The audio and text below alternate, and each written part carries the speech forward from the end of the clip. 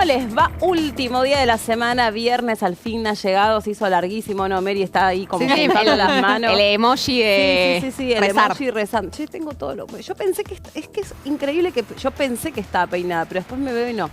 ¿Cómo andas, Bueno, Carito? bien, Meli. Bueno, ¿Todo siendo bien? viernes está permitido. Sí. Peinado más. Sí, es lo que uno puede. Llega como uno puede. Sí. Hola, Ari, ¿cómo va? Hola, Ari. ¿Quién está ahí? Félix.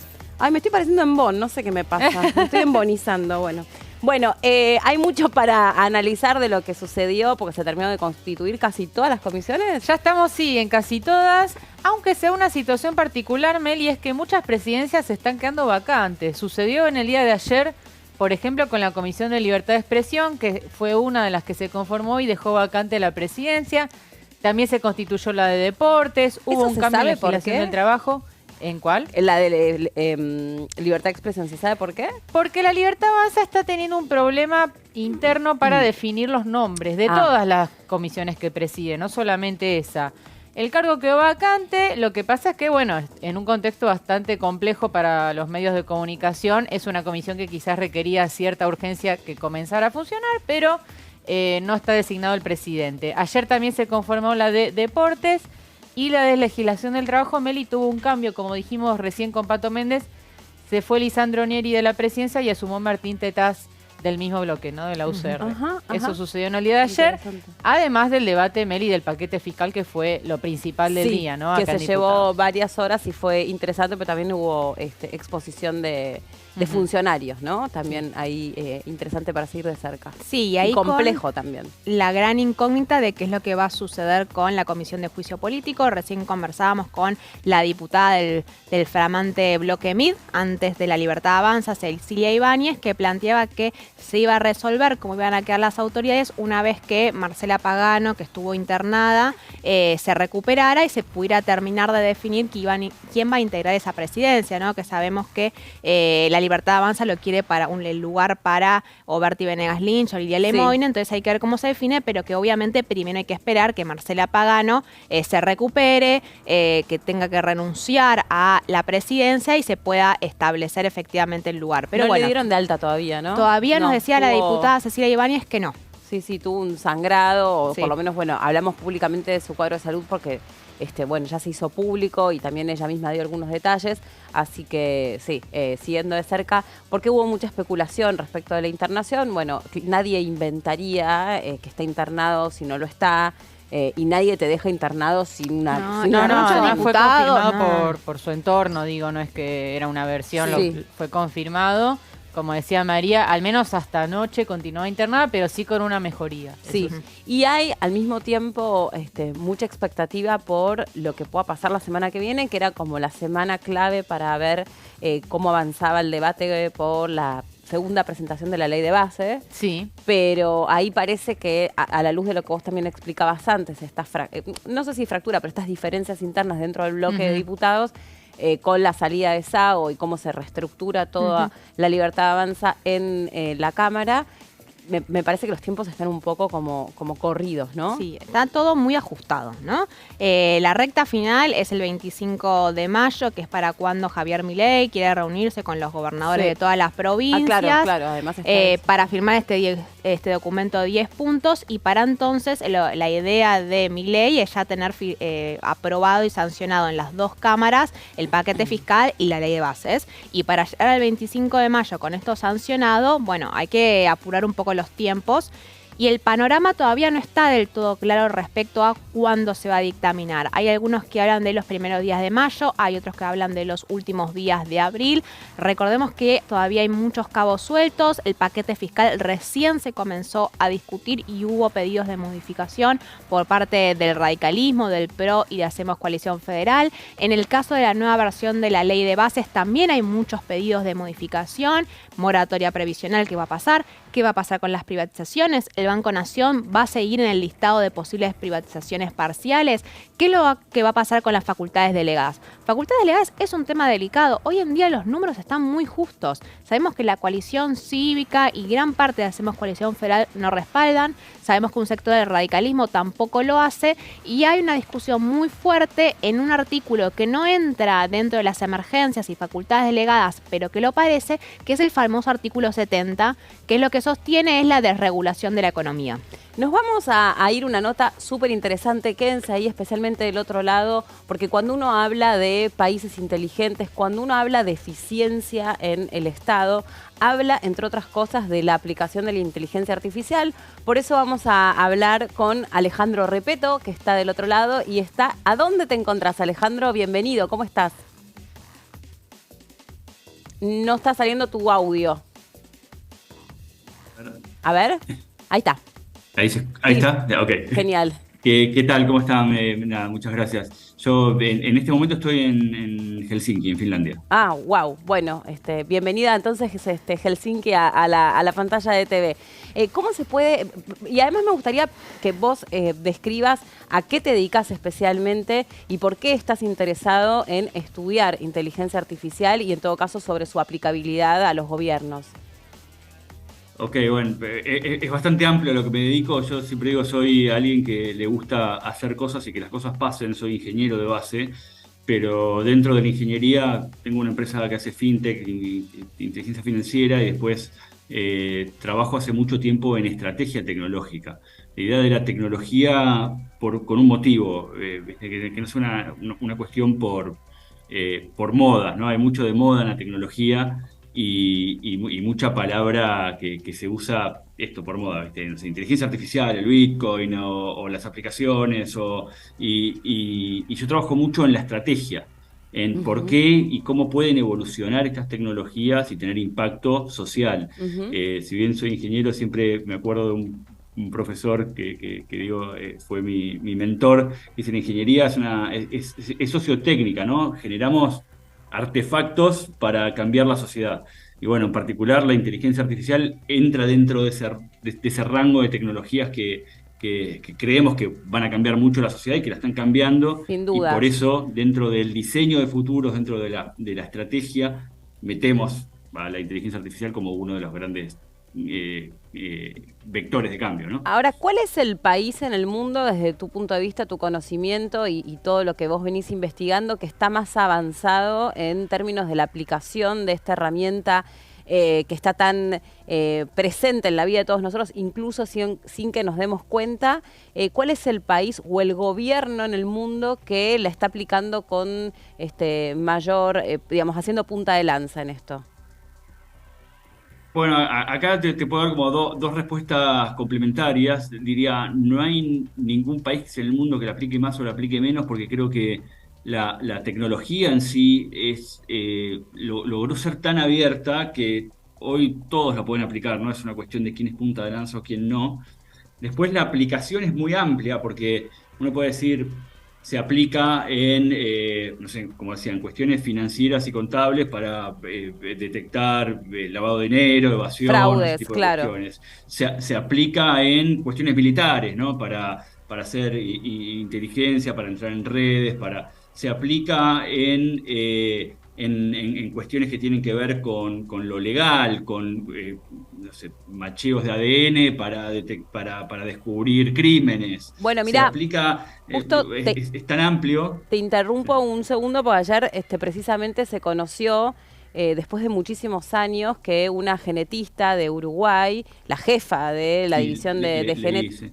¿Lo viste? Impresionante el Sí, trabajo sí. que se hizo desde el punto de vista de la tecnología aplicada a, bueno, la experiencia de esa médica, ¿no? Y también cómo, me imagino, eso le cambió su manera de razonar. Y esto me parece que es el desafío, ¿no? O sea, las herramientas cambian también incluso la manera de aplicar nuestro pensamiento, de nuestro razonamiento.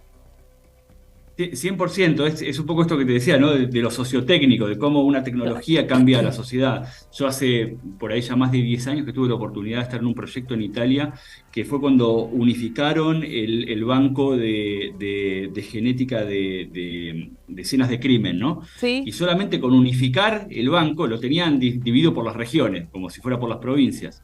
Cuando unificaron el banco resolvieron no me acuerdo qué cantidad de miles de crímenes, porque tenían la escena el ADN en la escena del crimen, no sé, de Sicilia, y tenían a una persona que tiene el mismo ADN en Lombardía.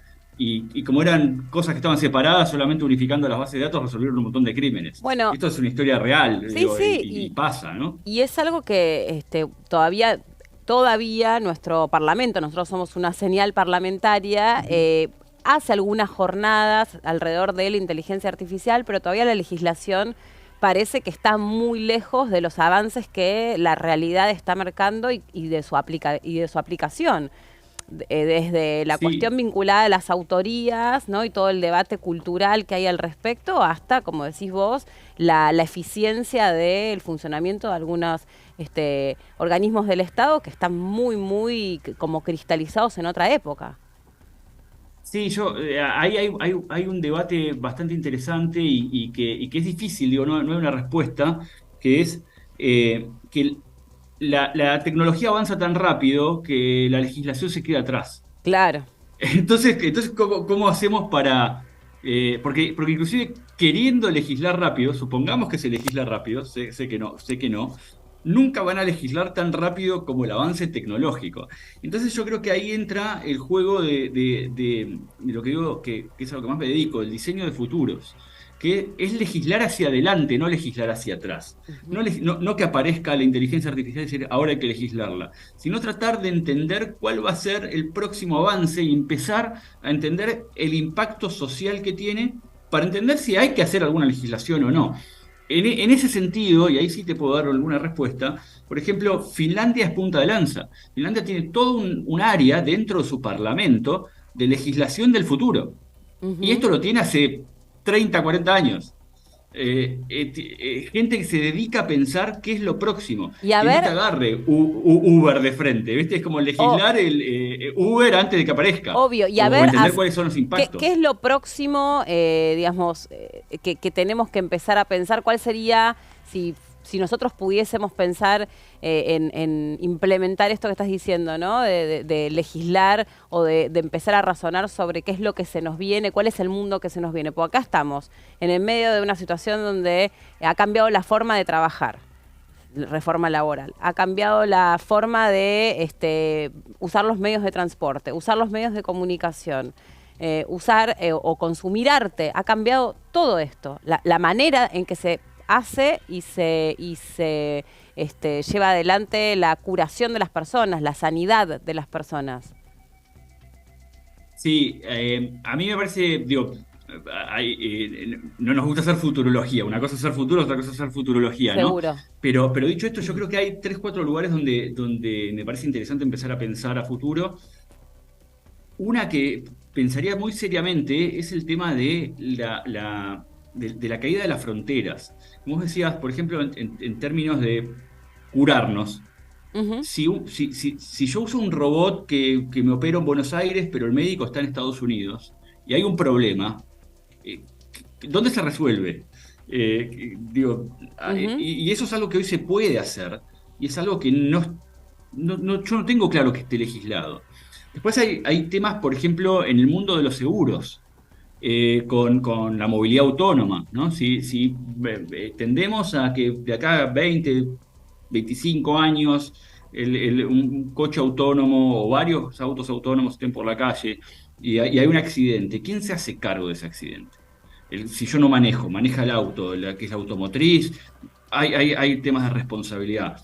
Ahí sí vamos más a un tema delictivo. Y después creo que hay algo muy fuerte, que es el tema de la autenticidad. Ayer, no sé si tuvieron la oportunidad, salió en la nota en varios lugares, que una plataforma de Microsoft de inteligencia artificial, solamente con una sola foto de una persona y un segmento de audio que creo que era 10 segundos, hizo un deepfake de un video como el que están viendo hoy, en este momento mío. ¿Hasta dónde va la autenticidad? Por ejemplo, bueno, ahora se está hablando del tema que hubo en el RENAPER o no, que dicen, hago el escaneo biométrico para abrir una cuenta. Pero y si el escaneo biométrico es un deepfake. Ahí te quiero preguntar otra cosa. ¿Cuán posible es hoy realmente robustecer nuestros datos íntimos y la circulación de ellos, porque hubo un hackeo hace poco, por ejemplo, en el registro automotor. Y lo otro es cuánto podemos identificarnos en el mundo, o sea, que haya 100% de seguridad que los que somos nosotros. Ahí el problema es que estamos pasando el problema de lo digital y en realidad no existe el concepto de 100% de seguridad. Y cuando pasamos al problema de lo digital es mucho menos todavía, es muy difícil, porque aunque sea el problema físico, yo te digo, sí, fuiste, una persona te vio firmar, te tocó, te pidió el documento, ¿viste? Como tenés un nivel de conocimiento o de reconocimiento más alto. En el mundo digital no lo vas a tener. Y hay cuestiones que yo creo que hay que empezar a convivir y a entender cómo convivimos con ese riesgo. Obviamente siempre tratar de evitarlos, pero cómo convivimos. Seguridad total no existe, por más que querramos, y en algunos casos la seguridad es carísima. Entonces hay que entender dónde ponemos el dinero para asegurarnos. Para asegurarnos de esto, abrir una cuenta de banco o lo que sea. Como aparecen estos deepfake, también después aparece la contra, ¿no? Que aparecen sistemas que los reconocen, pero siempre es una competencia es un juego de dos partidos, ¿no? Hay alguien que quiere hacer algo malo y hay otro que lo descubre y lo trata de tapar, y bueno, y vamos evolucionando. También dicho esto, yo creo sinceramente que la tecnología es buena y que la mayoría de las personas son buenas. Entonces no quiero tomar esto como que la tecnología es solamente por cuestiones legales de alguien que hace daño, ¿no? Perfecto. Alejandro, muchas gracias por tu tiempo. ¿Qué hora es ahí en Finlandia? Son las 6:20 ya, 6:15. De la tarde, obvio. De la tarde. Bueno, entonces casi buenas noches para vos. Gracias, ¿eh? Vamos a ver Muchísimas gracias. Si te volvemos a consultar más adelante. Gracias. Cuando quieran. Chao, hasta luego. Estaba pensando en esto de la inteligencia artificial. A nosotros se nos coló fuertemente en la campaña presidente. Y ahí eso levantó todo un debate porque no se acuerdan que había circulado videos que realmente daban la sensación de que eran verosímiles, lo voy a poner en estos términos. Concretamente me estoy refiriendo a un video de Sergio Massa que circuló donde me parecía que estaba...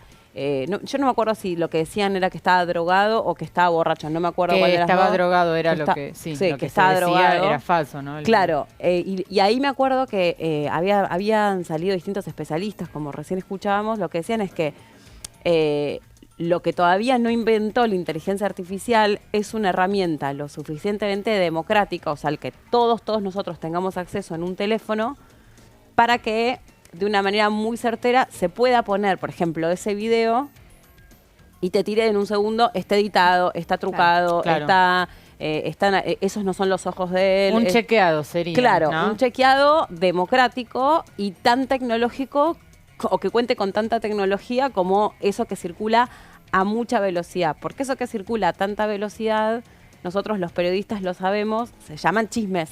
Y los chismes fake después... news, ¿no? Sí, más que chismes. Sí, yo diría fake news, porque lo que buscan es instalar una versión falsa de los hechos para tener consecuencias políticas determinadas. Claro, eso. Que ya te genera un sesgo, que digamos, que viene acompañando con un sesgo, digamos, a donde penetra, independientemente de su posibilidad de que vos certifiques si es real o no es real.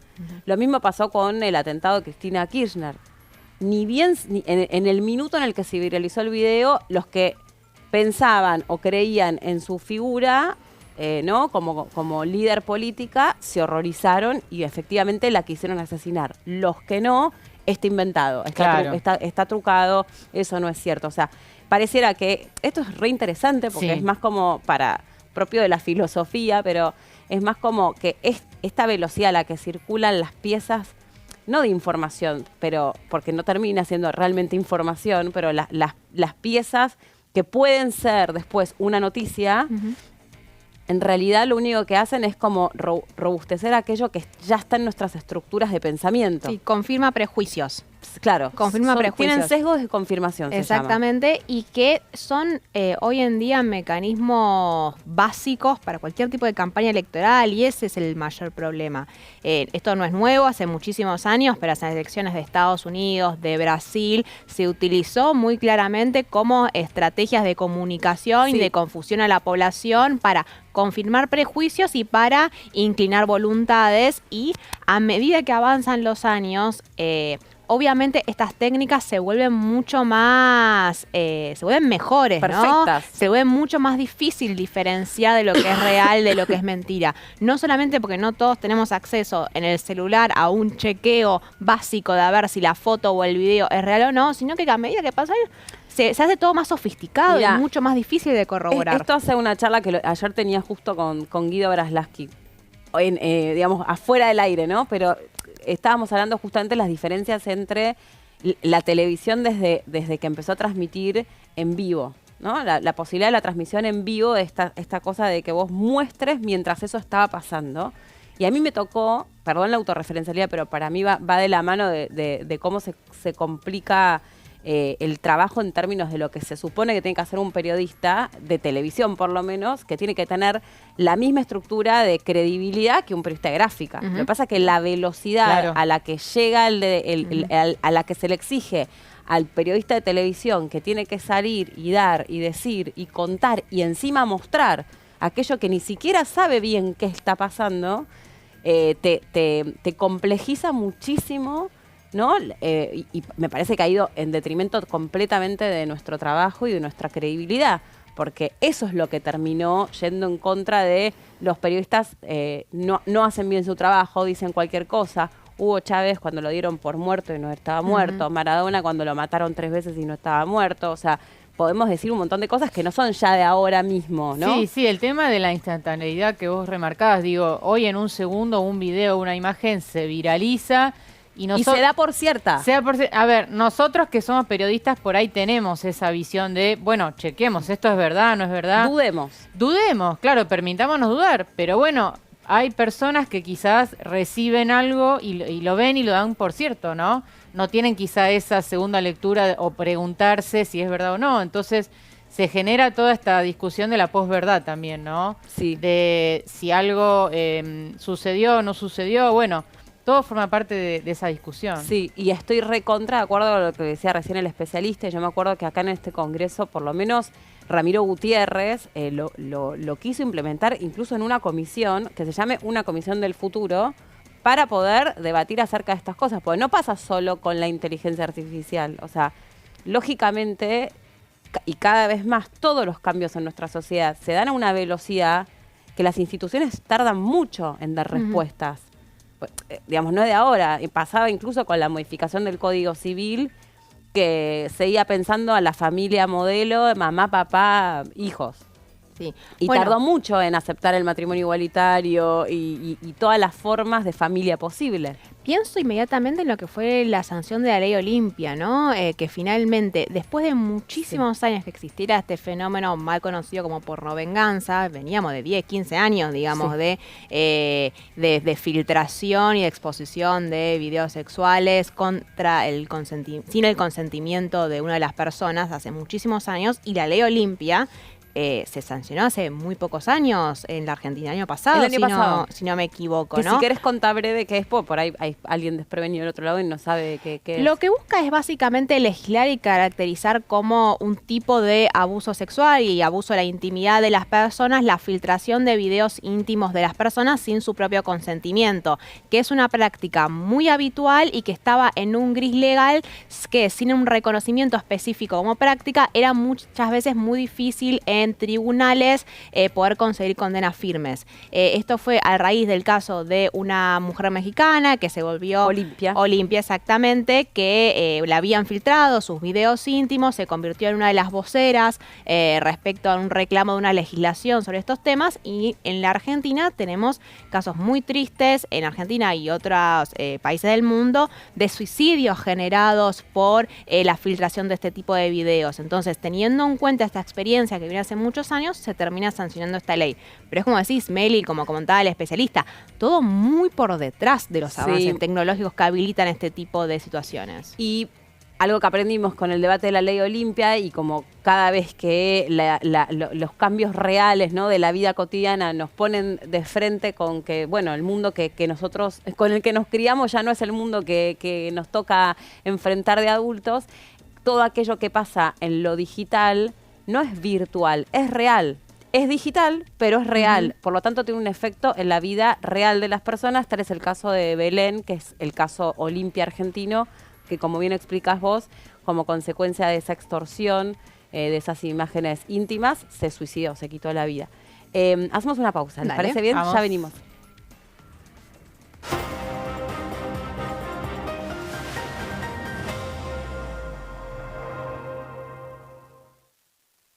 Dengue, Zika y chikungunya. Presta atención a estos síntomas. Si tenés fiebre alta, 38 o más, de 2 a 7 días de duración y dolor de cabeza, en especial detrás de los ojos, muscular y de las articulaciones, diarrea, dolor abdominal, náuseas y o vómitos, malestar general, cansancio, decaimiento, erupción en la piel, sangrado en nariz, encías u otras partes del cuerpo, no te automediques. Toma mucho líquido, usa repelente y acércate a un centro de salud.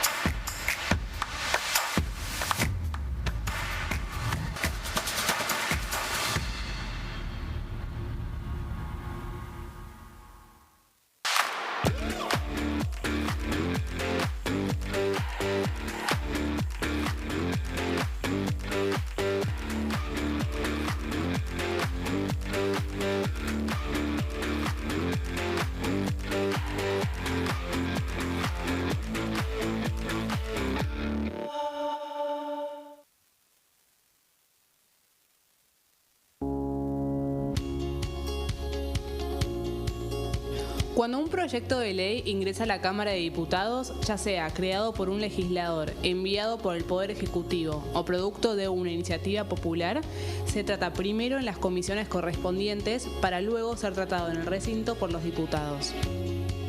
Las comisiones son el ámbito de análisis y debate sobre los proyectos de ley conformadas por legisladores de distintos bloques.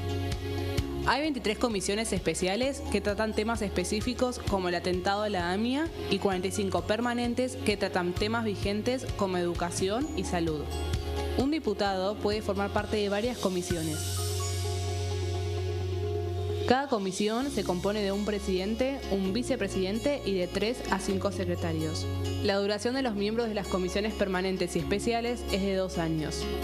Para que la comisión funcione debe tener quórum, es decir, un mínimo de 15 y un máximo de 31 a 49 diputados. Las autoridades son elegidas por los propios integrantes de las comisiones, que a su vez son elegidos bajo consenso por sus propios bloques. Para que un proyecto sea tratado en el recinto, debe contar con el apoyo de la mayoría de los integrantes de esa comisión. Al finalizar una reunión de comisión, se dictamina sobre la pertinencia de tratar el proyecto en el recinto. El dictamen propone una resolución o decisión sobre una o varias iniciativas o proposiciones.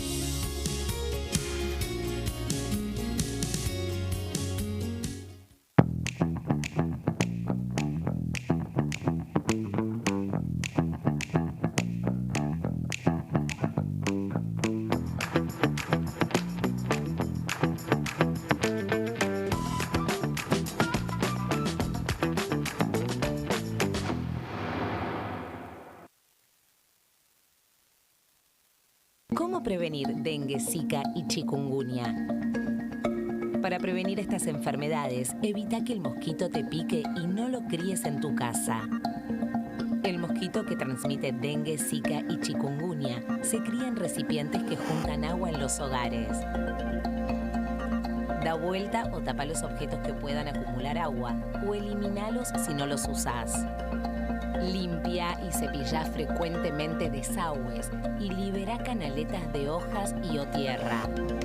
Evita tener plantas en floreros o frascos con agua. Limpia y rellena con arena los portamacetas.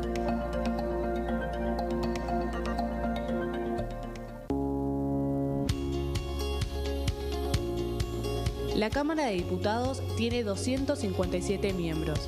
Los diputados debaten y sancionan leyes que rigen en todo el territorio nacional.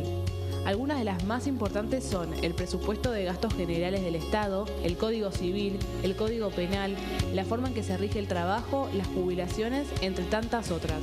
Además, controla y hace un seguimiento de las políticas del Poder Ejecutivo a través de la visita de diferentes funcionarios o el pedido de informes, así como la posibilidad de realizar juicios políticos a los funcionarios. La duración de los mandatos de los diputados es de 4 años y pueden ser reelegidos indefinidamente.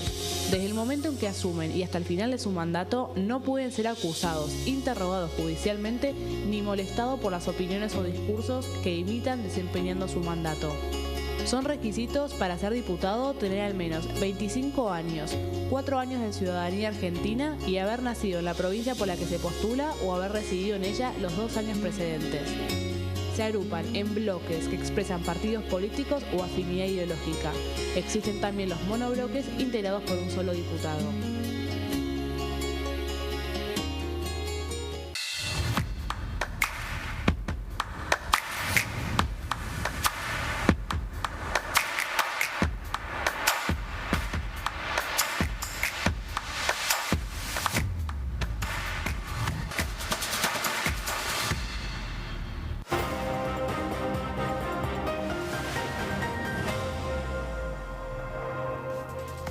Bueno, acá estamos de vuelta después de la pausa y Mary iba a hablar de un tema muy importante porque se viene no solamente la marcha por la defensa de la educación pública para el martes que viene, sino también lo que se supo sucedió último momento con esto que todavía está en el marco de la informalidad, que es lo que el gobierno dice que va a hacer con la universidad pública, ¿no? Sí, son 2 temas que son el mismo. Por un lado tenemos la marcha de este martes que va a ser probablemente masiva, se va a llevar a cabo a nivel federal, es decir, en todo el país, y ya nos estamos enterando de que va a tener una presencia de figuras del mundo artístico, gremial, político y social. Van a haber referentes que muchas veces no van a marchas y que probablemente vayan a estas, como Sergio Massa que viene manteniendo un perfil muy bajo y que ahora nos enteramos que por ahí si aparece va a ser en esta marcha. Y para decir, dicho sea de paso, que no es egresado de la universidad pública, Sergio Massa, así como otros alumnos que son de la gestión privada, también suscriben porque es en defensa de la educación pública. Y eso me parece realmente importante. Sí. El caso más paradigmático fue el de la UADE, ¿no? Que los alumnos de la UADE, yo conversaba el día de ayer con una de las que los está impulsando. Dice, es la primera vez que tiene recuerdo que la UADE, o al menos estudiantes organizados de la UADE, se preparen para participar de una marcha, ¿no? Y están armando su propio centro de estudiantes. Y están armando su propio centro de estudiantes, van a preparar sus propias pancartas, van a marchar con el resto de estudiantes, docentes y rectores, porque recordemos que esta es una marcha que está siendo organizada con el respaldo de más de 73 universidades que son con sus respectivos rectores.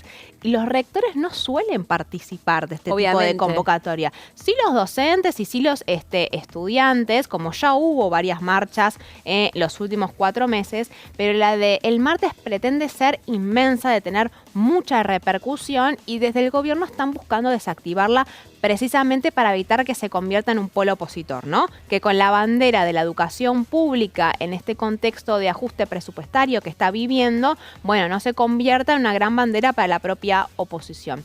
Y lo que se había dado a conocer el día de ayer desde el Ministerio de Capital Humano es que se había propuesto un incremento del 140% para gastos de funcionamiento de las universidades, y que ellos sostuvieron que había sido resultado de un acuerdo con Centro Interuniversitario, ¿no? Que es el que se está encargando un poco de motorizar la marcha, y ellos dijeron no fue producto de un acuerdo, fue una oferta, estamos contentos que la hayan propuesto, pero esto representa solamente el 10% del presupuesto universitario. Porque los gastos de funcionamiento, que pueden ser la luz, el gas, los trabajadores de limpieza, todo lo que sostiene estructuralmente los edificios universitarios, representan hoy entre el 10 y el 15% por lo general del presupuesto universitario. El restante 85% son los sueldos docentes. Entonces, con un incremento del 140% solo para este sector, solo cubrís un pequeño porcentaje de lo que te están pidiendo para el presupuesto universitario. Sí, hoy escuchaba a uno de los rectores de la Universidad de Buenos Aires explicando en qué concretamente están recortando los gastos y que no es solamente esta broma que se dijo o que se chicañó con, bueno, el papel higiénico, sacaron el papel higiénico. Eso es una parte, pues eso tiene que ver con los insumos. Se cerraron determinados ascensores, o sea, se inhibió el uso de determinados ascensores. Hay espacios de usos comunes que los apagan, o sea, directamente no tienen la autorización de encender las luces. Explicaba también que, bueno, es tan preocupante la situación que en un momento se pensó, bueno, el semestre que viene. No, esto es, o sea, el nivel tan brutal de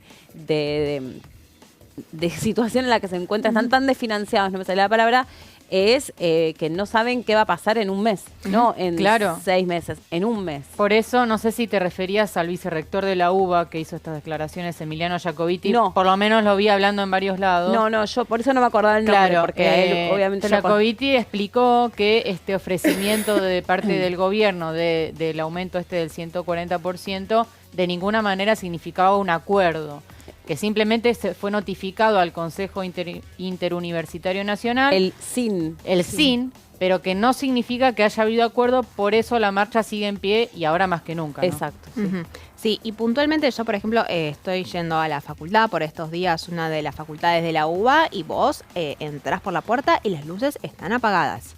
En una medida para ahorrar gastos, las luces están apagadas, funcionan solamente los ascensores en este caso, pero todo oscuras con la linternita del celular, te recorres los pasillos y es una postal bastante impresionante. Sí. Pero bueno, yo lo que traje es, se presentaron un montón de proyectos educativos en los últimos 4 meses, dando cuenta del interés que tienen desde muchos sectores de la oposición en el ajuste que se está haciendo en la educación pública. Uno de ellos son 2 ejes. Uno que refiere específicamente a la situación de las universidades y otro es el caso del FONID, que refiere a educación y a los salarios docentes en todo el país en términos generales. Uno de los proyectos es de Dania Tabela, diputada de Evolución Radical, esa línea del radicalismo que está con Martín Lustó y Emiliano Jacobiti, precisamente, que están muy vinculados a los intereses universitarios, de ahí provienen muchos de sus referentes, y que propone un proyecto de ley de financiamiento a las universidades nacionales. Partiendo de la premisa, ¿no?, de esta situación de crisis que viven las universidades, Dania Tabela propone declarar la emergencia del sistema universitario nacional en el ejercicio presupuestario del 2024, porque recordemos que uno de los problemas que hay es que con la prórroga del presupuesto del 2023, con la inflación de más del 200% que hubo, por eso vos, Meli, decías lo de que ya para mayo no va a haber plata. Es lo que te dicen, vos hablas con docentes, estás organizando a ver si va a haber finales o no, va a haber parciales o no va a haber parciales, te dicen, por ahora sí, no sabemos qué va a pasar después de mayo. Docentes que la gran mayoría te cuenta que en realidad es casi por el amor al arte que van, porque ya sus sueldos están muy retrasados, o sea, nunca fue una universidad que se caracterizó por pagar buenos sueldos, salvo en las rectorías o las direcciones de los posgrados y esto, pero el docente de cátedra cobra un sueldo bastante magro y muchos lo hacen por el gusto que les da enseñar o por el prestigio que les resulta después decir que fueron docentes en la Universidad de Buenos Aires, ¿no? Exactamente. Bueno, entonces, por un lado declara la emergencia, pero también el proyecto de Tabela lo que propone, es en la próxima placa, es actualizar los recursos, ¿no? Esto mismo de cómo se prorrogaron el presupuesto del 2023, bueno, escúchame, hay que actualizarlo teniendo en cuenta la inflación que hubo durante todo el 2023. Propone actualizarlos de manera bimestral, de acuerdo. Propone varios índices. Un 50% de la actualización va a ser obviamente de acuerdo al índice de precios del consumidor. Un 25% va a ser en términos de la variación de los servicios, de las tarifas de los servicios públicos. Y el otro 25% va a estar teniendo en cuenta la variación de la cotización del dólar. ¿Qué es lo que propone, qué es lo que plantea Tabela en los fundamentos del proyecto? Que tenemos que durante el 2023 hubo una inflación anual del 211%, es decir, que el presupuesto del ya 2023... Tiene el 211 de retraso. De retraso, exactamente. Y que eso hay que reformarlo, porque si no, lo que venimos diciendo, Van a ser 4 o 5 meses que va a alcanzar el presupuesto que se había estipulado para el 2023. Por eso están diciendo que el 140 no recupera, porque, o sea, tendría que ser por lo menos el 211. ¿No? Sí. Y el 140 tampoco recupera porque de vuelta es 140 para un sector específico, es solamente para los gastos de funcionamiento, ¿no? Y casi el 90 son salarios. Y el 90% son salarios, es un 10% nada más los gastos de funcionamiento. Es un 140% de un sector muy reducido de lo que implica el presupuesto nacional. Y lo que sostiene esta vela es que hoy el Estado transfiere mensualmente 6.000 millones de pesos a todo el sistema universitario nacional y que para actualizarlo de acuerdo a la información, esos 6.000 millones tendrían que ser 24.000 millones para poder sostener todo el sistema universitario nacional. Y ahora, aclaración, es sostener para que funcione como está funcionando con lo mínimo indispensable. Nada de nuevas obras, nada de ampliar y mejorar las condiciones de algunas de las aulas o de contratar más gente. Es para que se sostengan las condiciones en las que está, para que se compense la pérdida por inflación. Bueno, hay que pasar de 6.000 millones a 24.000 millones. ¿Y apareció algún proyecto de arancelamiento de la universidad? Por ahora no apareció.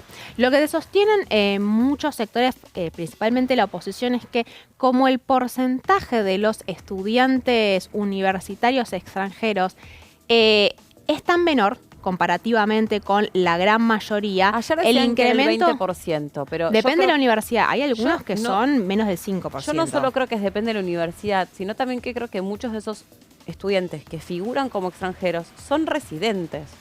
Lo que pasa es que cuando vos vas y te anotás, te dicen, a ver, dame tu documento. Bueno, listo, todo pasaporte paraguayo.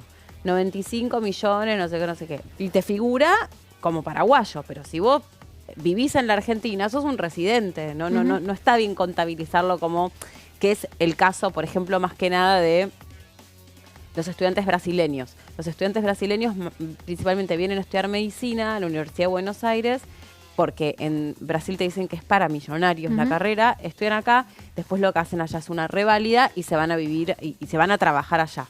Hacen acá, viste las horas estas de... no las... hay cosas las intermedias antes de las especializaciones, que están en las guardias. Sí. Prácticas. Las prácticas, gracias.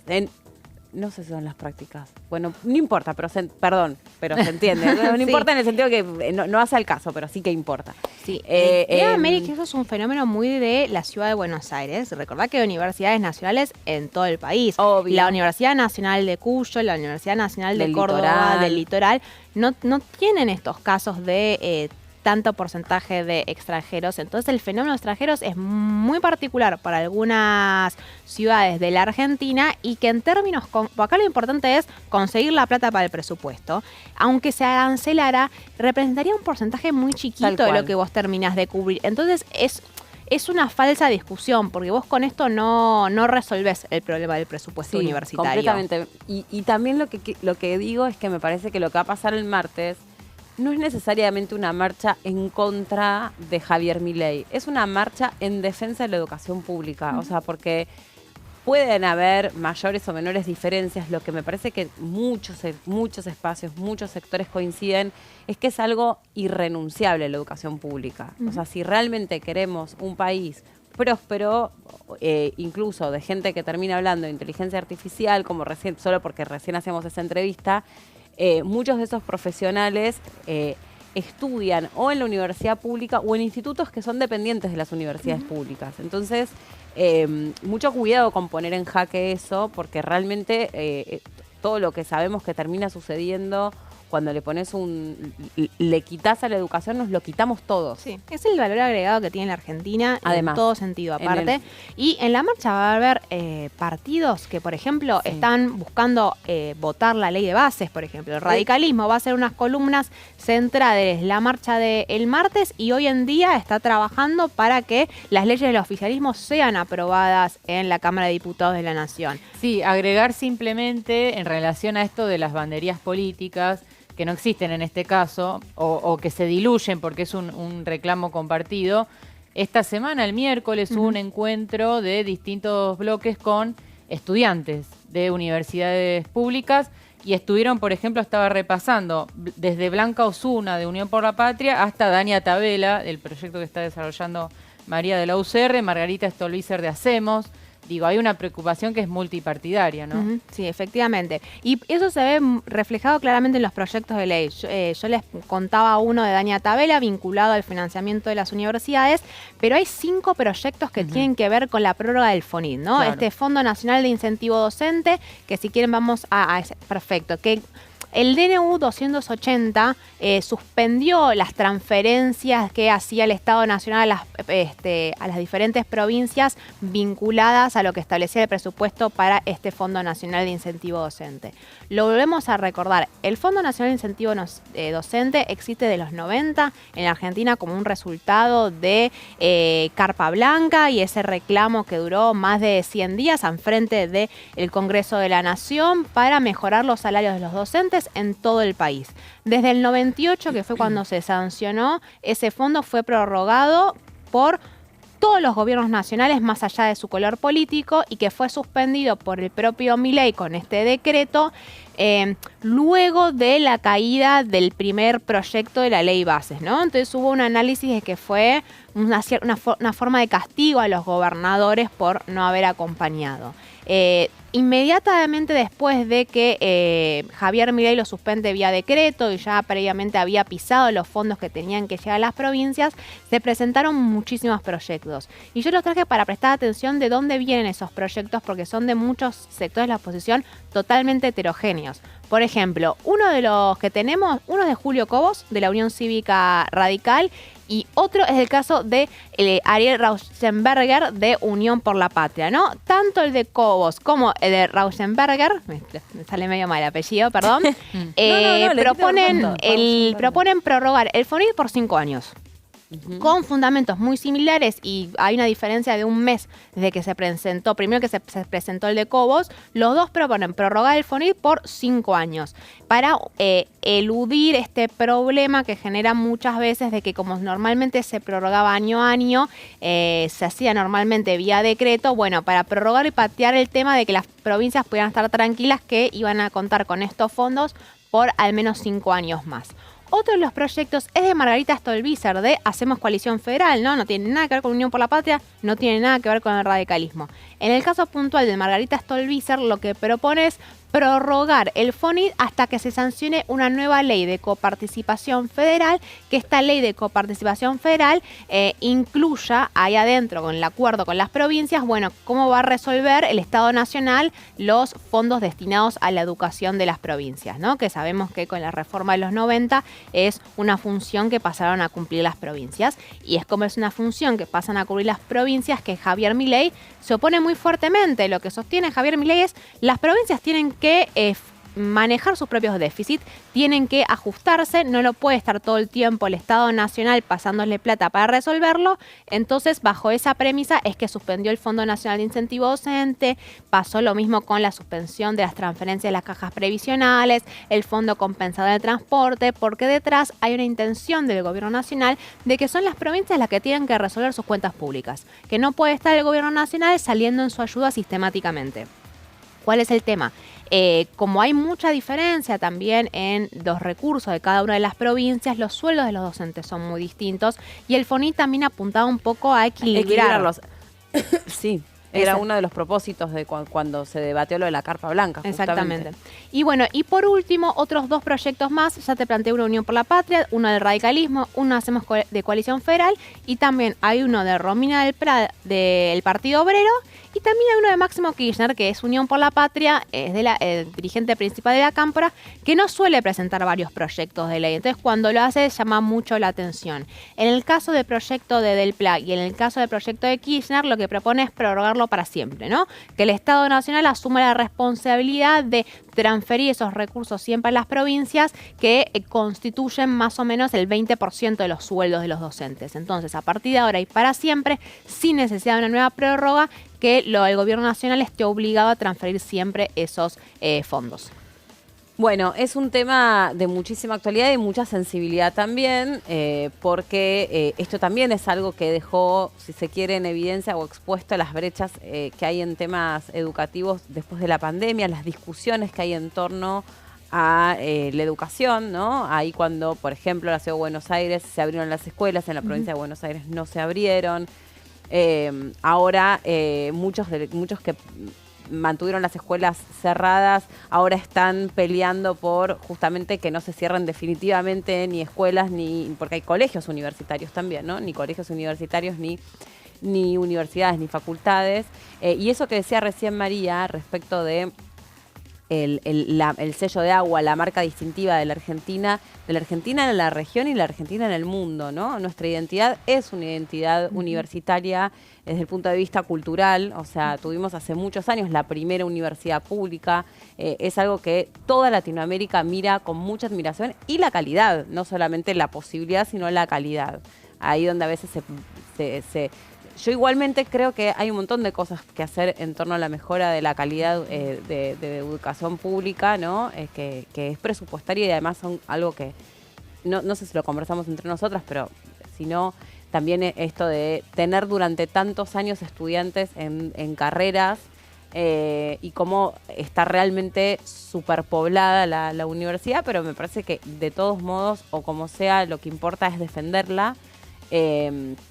Porque aparte hay como todo un mensaje que subyace después detrás de eso. Entonces, me parece que el valor de lo que va a pasar el martes, y sobre todo a la luz de lo que fue el abrazo al Hospital de Clínicas, con las historias que uno escuchaba, a donde ahí sí tenés o médicos que están en los últimos años de su carrera, que están haciendo ahí sí las prácticas en el Hospital de Clínicas, que ellos mismos explicaban en qué se tradujo, o sea, cirugías suspendidas, cirugías que son de enfermedades que no pueden esperar y sin embargo se terminan demorando porque no tienen insumos básicos. Ayer había una chica que lo explicaba, algunas cosas me voy a acordar, otras no, pero decía, anestesia, los frascos que se usan para los exámenes patológicos, o sea, para aquello que te quitan del cuerpo y tienen que examinar para hacer un diagnóstico adecuado. Hay un reactivo también que está faltando, que no me acuerdo obviamente el nombre, pero que se usa para detectar determinadas enfermedades en las personas que, por ejemplo, se someten a biopsias,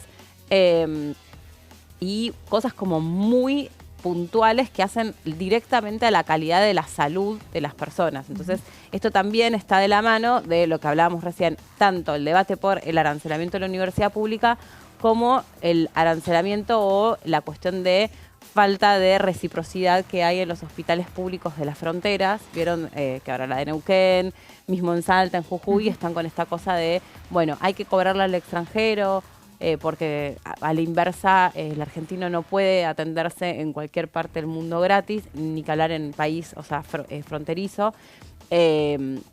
Muchas veces lo han pagado con sus vidas. O peor, gente que, no sé, daba de viaje en X lugar, se quebró una pierna y se convenía tomarse un avión, volverse todo quebrado, que atenderse en, no sé, en cualquier país del extranjero, porque te cobran tarifa dólar. Acá habían difundido la tarifa de lo que se cobraba en el hospital de Salta por un día de internación a un extranjero, que suena escabroso el tema o incómodo, porque también realza ciertos discursos xenófobos que existen, que claramente existen, pero cuando vos escuchas después a los funcionarios de salud de las provincias, lo que dicen es, estábamos realmente en una situación muy crítica de falta sincera de insumos y de calidad de atención, que se traduce en gasas, se traduce en jeringas. Entonces, algo evidentemente hay que terminar haciendo. Lo que pasa es que el debate es como muy complejo de dar, ¿no? Sí, y es delicado, y aparte es un debate que siempre vuelve a resurgir en contextos de ajuste de falta de presupuesto. Educación y salud, siempre cuando falta plata se plantea la solución de que se resuelva cobrándole a los extranjeros. Y bueno, la discusión es, obviamente no es lo mismo en el caso de la salud en las zonas fronterizas que el caso de la educación, ¿no? Pero bueno, a ver, hasta qué punto, el tema es que sea efectivo. Hasta qué punto resuelve la falta de presupuesto este tipo de iniciativas y las consecuencias más del tipo de xenofobia que pueden tener. Pero sí, son discusiones válidas que se dan. Sí, y muy, muy breve también lo que decíamos al principio es, si tenemos realmente cifras exactas cuando estamos hablando de, por ejemplo, diseñar políticas públicas. Mirá, yo tenía el número de 20% de estudiantes universitarios extranjeros. Y ahí mismo, en 2 segundos, desagregamos el dato y dijimos, bueno, pueden ser que sean extranjeros, pues su documento es extranjero, pero están viviendo hace 15 años en el país. Entonces, ¿qué son? ¿Cómo lo cuantificás a esa persona? Bueno, y todo lo que hace, obviamente, a un debate responsable, ¿no? Un debate responsable es con números, es con cifras que te permita diseñar una política acorde y una discusión seria en temas que son claramente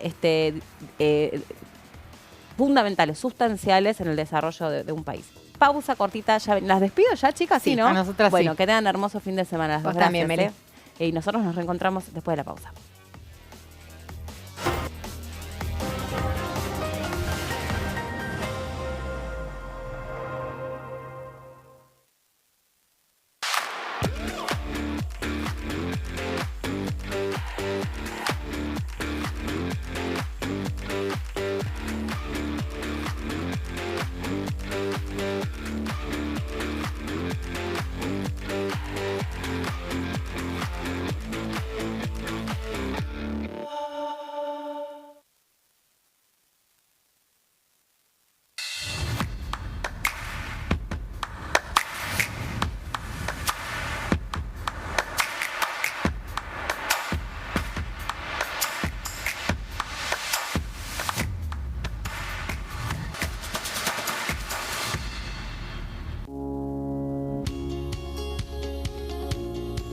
La Cámara de Diputados tiene 257 miembros.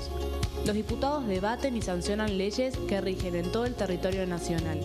Algunas de las más importantes son el presupuesto de gastos generales del Estado, el Código Civil, el Código Penal, la forma en que se rige el trabajo, las jubilaciones, entre tantas otras. Además, controla y hace un seguimiento de las políticas del Poder Ejecutivo a través de la visita de diferentes funcionarios o el pedido de informes, así como la posibilidad de realizar juicios políticos a los funcionarios. La duración de los mandatos de los diputados es de 4 años y pueden ser reelegidos indefinidamente.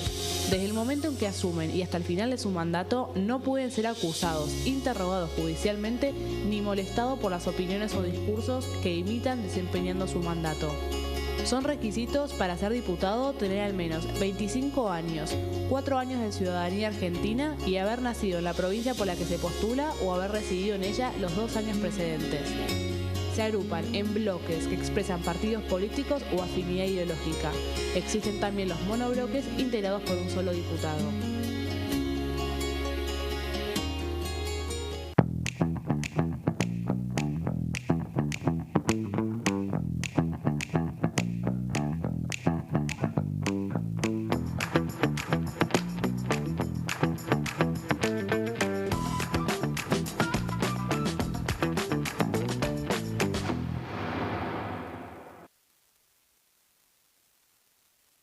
¿Cómo prevenir dengue, zika y chikungunya?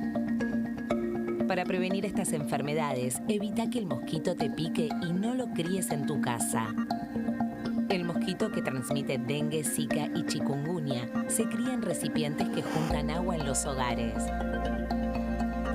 Da vuelta o tapa los objetos que puedan acumular agua o eliminalos si no los usás. Limpia y cepilla frecuentemente desagües y libera canaletas de hojas y o tierra. Evita tener plantas en floreros o frascos con agua. Limpia y rellena con arena los portamacetas.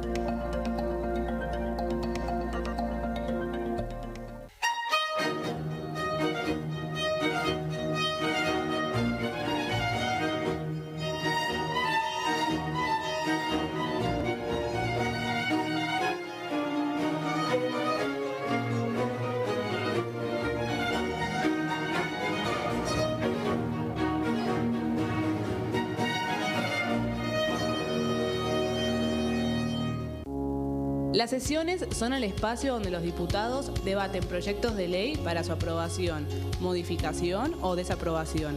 En una misma sesión se pueden tratar varios proyectos de ley. Desde el 1 de marzo, cuando el presidente las inaugura, se desarrolla el periodo de sesiones ordinarias. Entre el 1 de diciembre y el 28 de febrero se extiende el periodo de sesiones extraordinarias que solo pueden ser realizadas a pedido del presidente de la Nación. En el recinto, el bloque oficialista se dispone a la derecha del presidente de la Cámara, el bloque opositor mayoritario a la izquierda y en el centro los bloques con menos cantidad de integrantes. En el tratamiento, en general, los diputados tienen 7 minutos y los jefes de bloque entre 20 y 12 minutos conforme al número de legisladores que representen. La sesión es dirigida por el presidente de la Cámara de Diputados, que administra el uso de la palabra y las distintas instancias del funcionamiento. A la izquierda del presidente está el secretario administrativo, a la derecha el secretario parlamentario y debajo de él están los taquígrafos, que registran cada uno de los testimonios.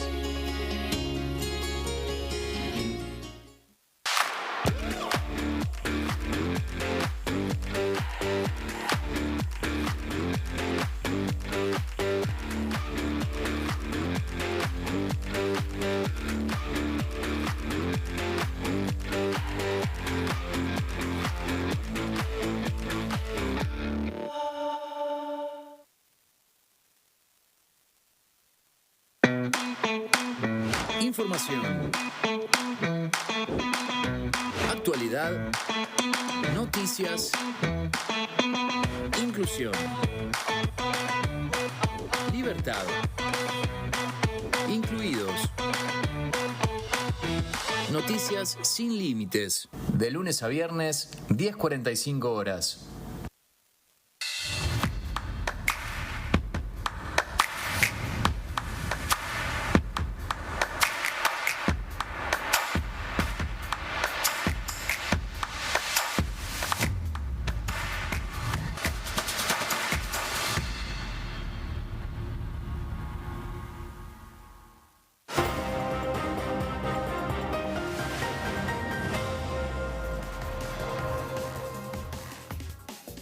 Acá estamos, después de la pausa, bueno, ya con equipo renovado, está Gonza haciéndonos compañía. ¿Cómo andas, Gonza? ¿Cómo andas, Meli? ¿Bien? Ay, parece, mira, atrás tenés un vitro, uno de los vitros más espectaculares, pero parecía como una mesa de tarot. No sé si correr. En realidad. No, sería como que te agacharas, pero no va a quedar tan bien. Claro, no va a quedar bien. El techo del recinto. Es el vitro del, claro, la cúpula del techo, mirá. Es fantástico. Un año hablando No es con la un cúpula arquitecto. Eso es una cúpula. Ah, bueno.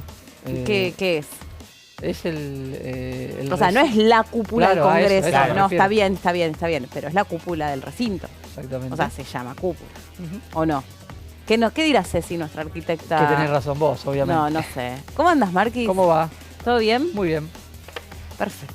¿Algún pronóstico para el superclásico del fin de semana? Ojo No, con que- no tengo Listo. ningún pálpito. Penales y gana Boca. Penales y No, está intentando mufar.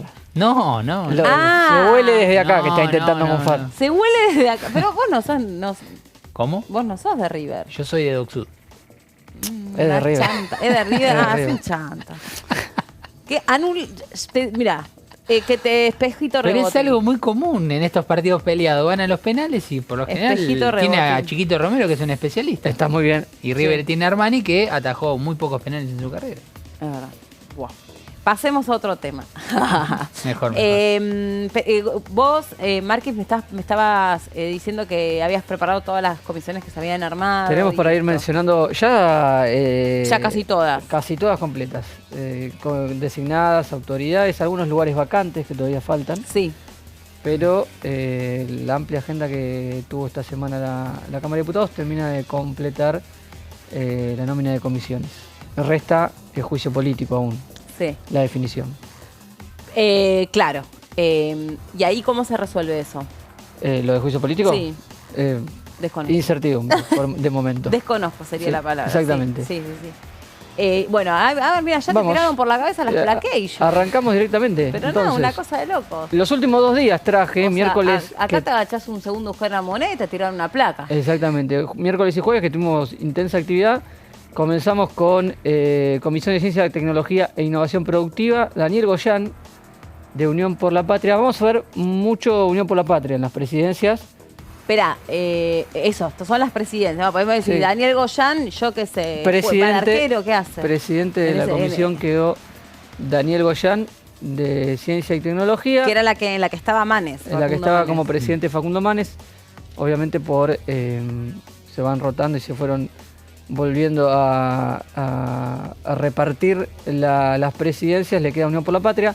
Turismo, Gabriela Pedrali, también de Unión por la Patria.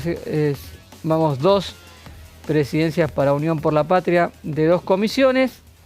Transporte, Pamela Verasay, de la Unión Cívica Radical de Mendoza, provincia turística si las hay en el país, se queda con una comisión, perdón, transporte, estaba pensando en turismo. Transporte, Pamela Verasay de la UCR. Cultura, Silvina Gianocchio, de Unión por la Patria, de Catamarca, de una provincia obviamente donde el peronismo es fuerte y viene gobernando los últimos años, y tiene un gobernador, Raúl Jalil, que es de los que más se sienta a dialogar y a escuchar y a conversar con el gobierno nacional. Ajá.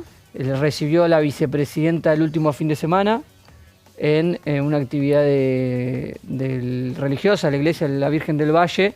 Estuvo la vicepresidenta, así que Jalil, que es un hombre abierto dentro de lo que es el peronismo, o dentro de Unión por la Patria, que es el bloque mayoritario de la oposición, Silvina Gianocchio ocupando la Comisión de Cultura, que ha tenido, se ha tocado el tema de qué se hace con los fondos, qué se hace con la cultura, los subsidios. Estuvo presente y está en manos de la comisión, va a estar presente ese tema en la Cámara de Diputados. Comisión de Minería, Gualberto Allende de San Juan, hombre que ya venía ocupando este espacio, esta provincia. San Juan... ¿Pero es una provincia minera? Es una provincia minera, claramente, sí. De muchos emprendimientos a cielo abierto. Ah. Recordemos, ya desde el principio no de 2000. Nada que ver igual. Porque... No tenía nada que ver, pero estás mencionando un punto clave, obviamente. San Juan, curiosamente, no tengo el registro acabado de los últimos 20 años, pero debe haber presidido prácticamente todos los años la Comisión de Minería, la provincia de San Juan. En este caso con Gualberto Allende, que ya venía siendo presidente. Es un tema muy importante para los sanjuaninos y suelen estar presentes en esa comisión. El año pasado vimos, al mismo tiempo que se discutía humedales, por ejemplo, había reuniones paralelas de la Comisión de Minería donde se hablaba en contra de la ley de humedales. El tema es importante para esa región. Comisión de Mercosur, volvamos para atrás porque pasó algo curioso en la Comisión de Mercosur. El presidente designado, Roberto Mirabella, de Unión por la Patria, no estaba presente.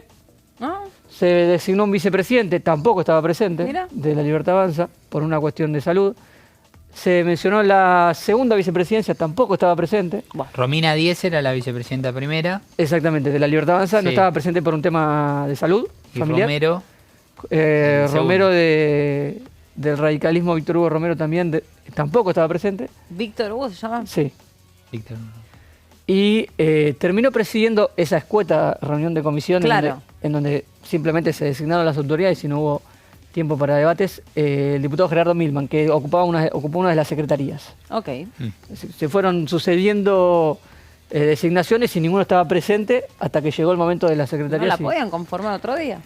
Y ya estaba fijada desde el viernes. Digamos. Claro. No, y además se esperaba que por lo menos tenga un debate, teniendo en cuenta el contexto internacional que se había dado el fin de semana anterior, y fue Iglesias, el diputado Iglesias, quien propuso dentro de una de las secretarías debate que estás mencionando de lo que pasó el fin de semana en Medio Oriente, que estuvo presente en la Comisión de Cultura. Claro.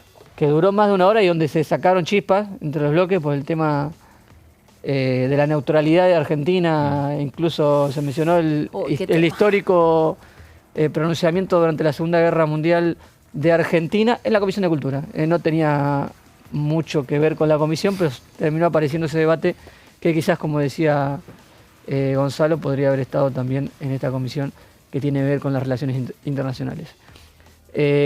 Industria, Ana Clara Romero, del PRO, una comisión que no suele tener demasiado movimiento, se superponen muchos temas con otras como economía o legislación del trabajo o presupuesto de Hacienda. Le queda para el PRO esta comisión.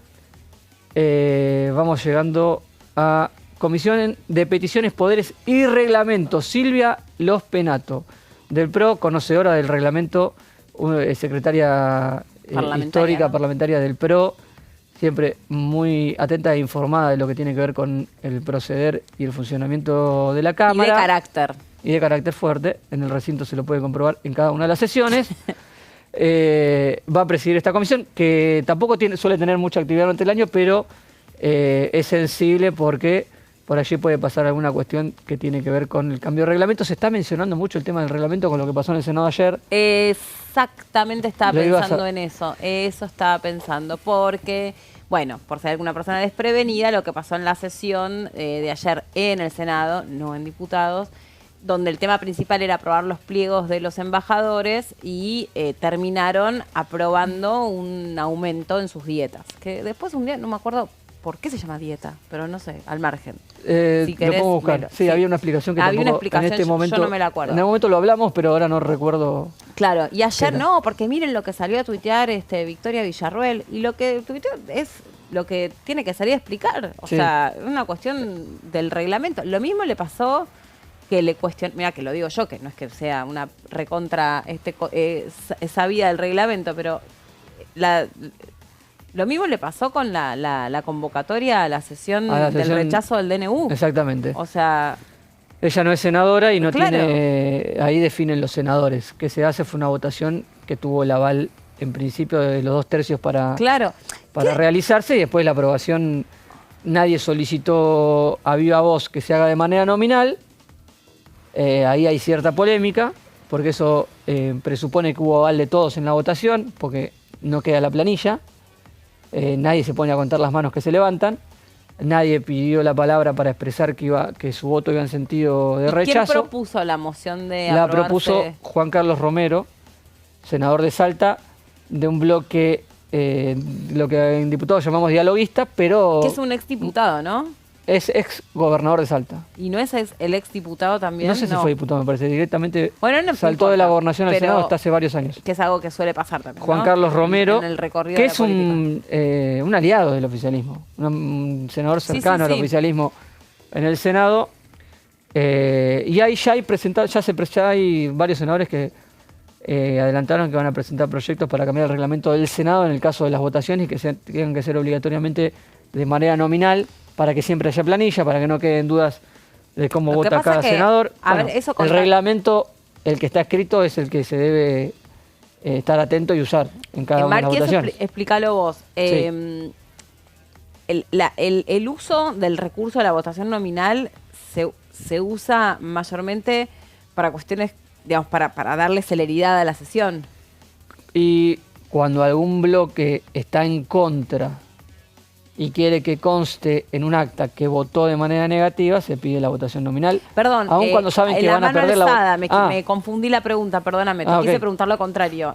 Cuando hay mano alzada es porque se entiende que hay un asentimiento mayoritario. Para agilizar. Para agilizar. Sí. Es mucho más. Bueno, de hecho duró 5 segundos el momento en que se aprobó el aumento ayer de las dietas en los Esa votación, por ejemplo, se dio cuando se eligió a Spert como presidente de la Comisión de Presupuesto y Hacienda, si mal no recuerdo, en la sala 2 del anexo. Claro, también se usan las comisiones. En las comisiones, mayormente 99,9% de las veces se llega con todo acordado, entonces se hace a mano alzada. No hay registro electrónico en las comisiones, pero se le puede pedir a los secretarios que haga un cuento a viva voz, uno por uno, de cada uno de los votos. Ahora, a ver, yo quiero ir a lo que le produjo esto a la sociedad, que uno lo que observa es como un contraste muy grande entre lo que está pasando con el achicamiento del Estado y con los despidos y con el costo de vida y con el no hay plata, y que un senador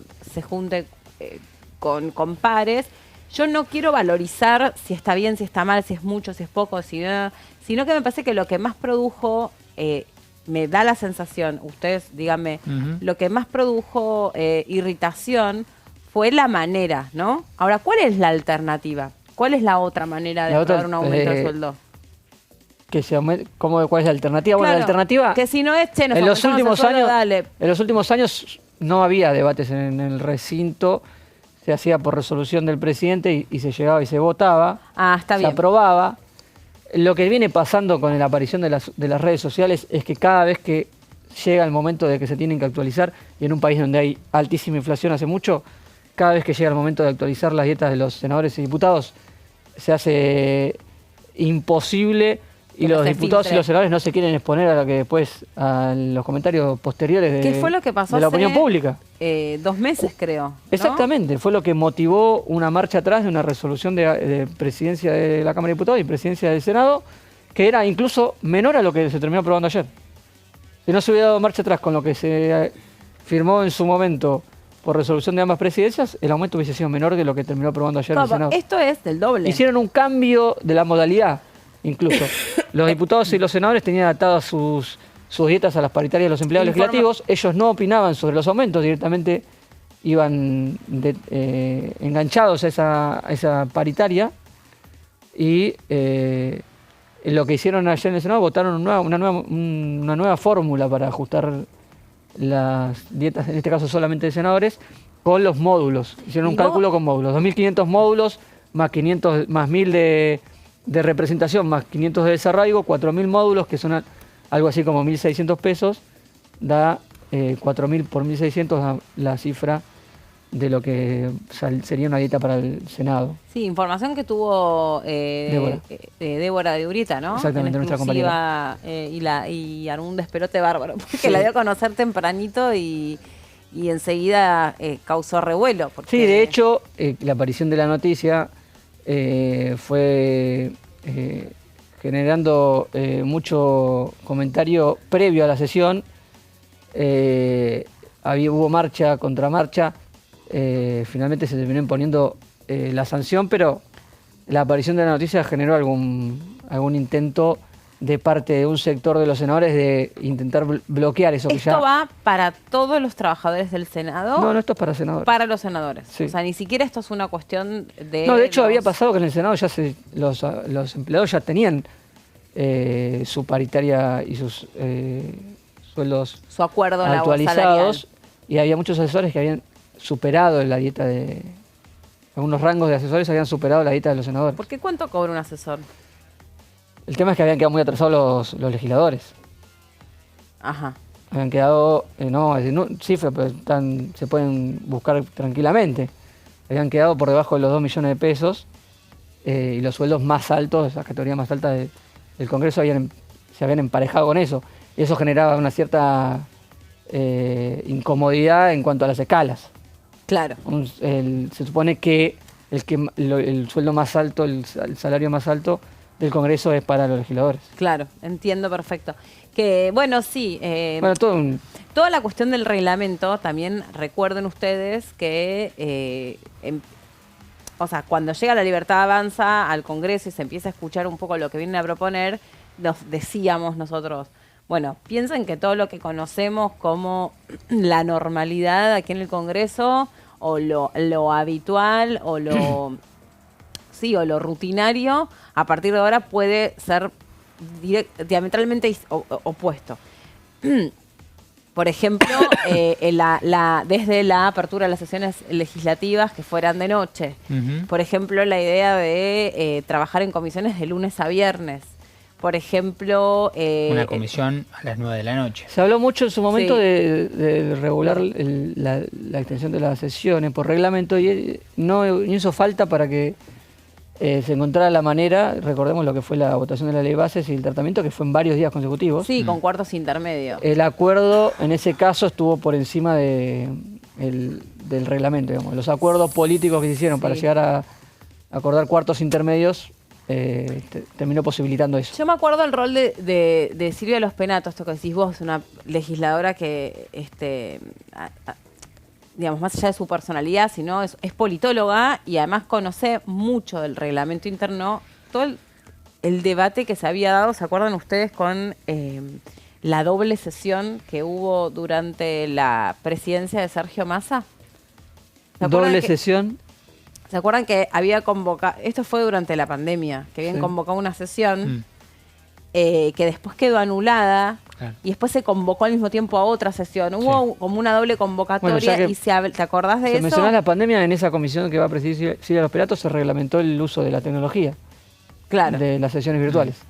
Fue ahí, en esa comisión.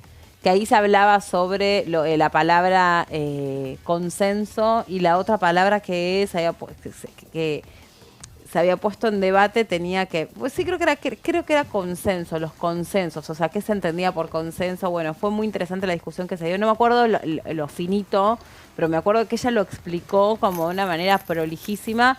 Esto, cosas que a veces nos pueden hacer ruido, pueden molestar o pueden, por ejemplo, cuando dicen, ¿cómo que Victoria Villarroel no es senadora? Si está sentada, sí, es la presidenta del cuerpo, más no es senadora, no tiene función de senadora. Ella reporta al Ejecutivo y administra el Senado. Es la representante del Poder Ejecutivo en el Legislativo. Sí, exactamente. Como no soy constitucionalista, pero como el vicepresidente, más allá de su función de ser el eventual reemplazo cuando no está el presidente disponible, se le dio este rol de, administrar el Senado. Como para que tenga un lugar, porque si no, su única función era estar ahí por si al presidente le pasa algo. Es interesante realmente, igual más allá de los números, cuánto es el aumento, si estaban desactualizados y demás, el debate que se está generando, y en una frase me apoyo y coincido con lo que dice Victoria Villarroel, es que básicamente está mucho el concepto de que los legisladores muchas veces no hacen nada o están sentados y simplemente votan, pero la realidad, y lo dijo muy clarito Victoria Villarroel, que no es una persona que tal vez venga de la clásica política o de lo que el presidente de la Nación en algún momento mencionó casta, ni mucho menos, al contrario. Y ella mencionó la importancia que tiene un legislador, en este caso hablando de un senador, no puntual, sino de todos los senadores, que muchas veces son los que pueden frenar un DNU, los que pueden votar de manera positiva para alguna modificación, algún cambio relevante para la vida nuestra, que somos los habitantes del pueblo argentino. Y está bueno este debate, pero que se entiende que cada uno lo mira desde su propio eje, de donde está parado. Es decir, está bien que tenga un buen salario, que esté bien pago, un posicionamiento no político, porque pasa a ser un posicionamiento nacional muy importante. Sentarse en una banca de un senador, sentarse en una banca de un diputado, es realmente algo muy importante, y me parece que tiene que tener la jerarquización también económica, y coincido en este punto con lo que explicó muy bien, y tal vez para sorpresa de muchas personas, el concepto que entiendo es, o que comparto, que no es equivocado, de la vicepresidenta de la Nación. Sí. Es un debate que estoy escuchando bastante en los medios de comunicación, en las charlas internas, cuando sale la noticia y uno las lee, porque te empiezan a comentar amigos, familia y demás, y empieza a generar ese rico debate también. De sobre si trabajan o no trabajan. No, sí, también, pero eso es segundo. Si está bien jerarquizado económicamente. Bueno, pero lo mismo se charló siempre respecto de cuánto tiene que cobrar un presidente, claro. Si los políticos tienen que dar el gesto y entonces no aumentarse los sueldos. Bueno, ahora esto también se da en el contexto donde hubo otras, no designaciones, sino reasignaciones de cargo de algunos miembros del Poder Ejecutivo. No sé si está bien dicho reasignación de cargo, pero o ascensos o con aumentos, ¿no? Sí, sí. En realidad es como el debate de siempre. Me parece a mí que todos los que cumplen un rol muy sensible para poner en marcha un país tienen que cobrar acorde a una tarea que es full time. Es full time. Yo justo ayer estaba viendo una entrevista a propósito de los pliegos de los senadores del rabino Wanish, Axel Wanish, que es el asesor, dicen que es el asesor espiritual de Javier Milei, que él cuenta en un reportaje que lo que le llamó la atención fueron la serie de inquietudes que Milei le trasladó sobre si un presidente podía suscribirse o adherirse a la ley judía ortodoxa siendo un presidente. Por ejemplo, el Shabbat, que es el día en el que un judío ortodoxo guarda, se guarda del trabajo. Claro, se guarda. Y le contestó, bueno, pero sos presidente de la Nación, o sea, es otra época. ¿Va a pasar algún sábado alguna vez? Sí. Tenés que estar, ¿viste? Tenés que estar. Sí, sí.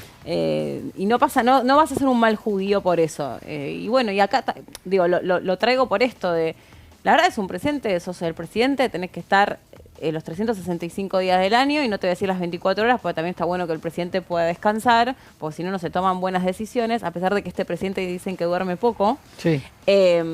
Pero bueno, sí, estoy de acuerdo que me parece que lo que irrita o lo que generó, lo que pasó ayer en el Congreso es esta distancia, en el Senado, es esta distancia, ¿no? Es como una falta de sensibilidad muy grande duplicarte el sueldo cuando ninguna paritaria alcanzó, ni siquiera la de los aceiteros, que creo que fue una de las mejores, del 70%. Siempre la mejor.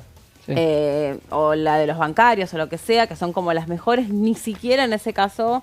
Sí, el enojo igual, Meli, me parece que no va tanto por los aceiteros, por los que tal vez tienen paritarias, sino pasa también por el panadero, el almacenero, el verdulero, el que trabaja en el barrio, el del taller mecánico, qué sé yo, por decirte un ejemplo. Sí. A esos rubros tal vez es donde tal vez está el enojo y en donde sería más difícil tal vez poder dialogar y que responda de manera positiva a la jerarquización económica que merece un legislador.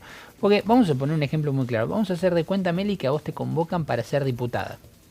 Vos sos conductora, exitosa, trabajás en varios medios, como lo haces habitualmente, y te convocan para ser diputada. Vos aceptás. Se supone que vos llegás a ser diputada por tu conocimiento, por tu inteligencia, por tu preparación, pero al mismo tiempo sos una reconocida conductora televisiva. Ahora, vos vivís, vamos a suponer que bien, con tu trabajo y demás. Ahora, una vez que vos te sentás en la banca, se supone que vos tenés que tener un buen salario porque vos te tenés que dedicar a eso. No puedes dedicarte a ser diputada y además encima sostener todos tus trabajos. Pero la discusión de fondo, si querés, se supone que un médico tendrá que tener un salario, porque es el que nos está cuidando a nosotros, un maestro tendrá que tener un salario espectacular porque es quien nos educa. Sí, eso sí. Y así podría seguir. Todos los salarios debieran estar equiparados con digamos, el costo de vida que estamos teniendo. Pero bueno, vamos a hacer una pausa. Bueno, que por ahora es gratis. Sí. ¿Estás de acuerdo? Sí, yo por supuesto. Hacemos una pausa cortecita, pausa cortita y ya venimos.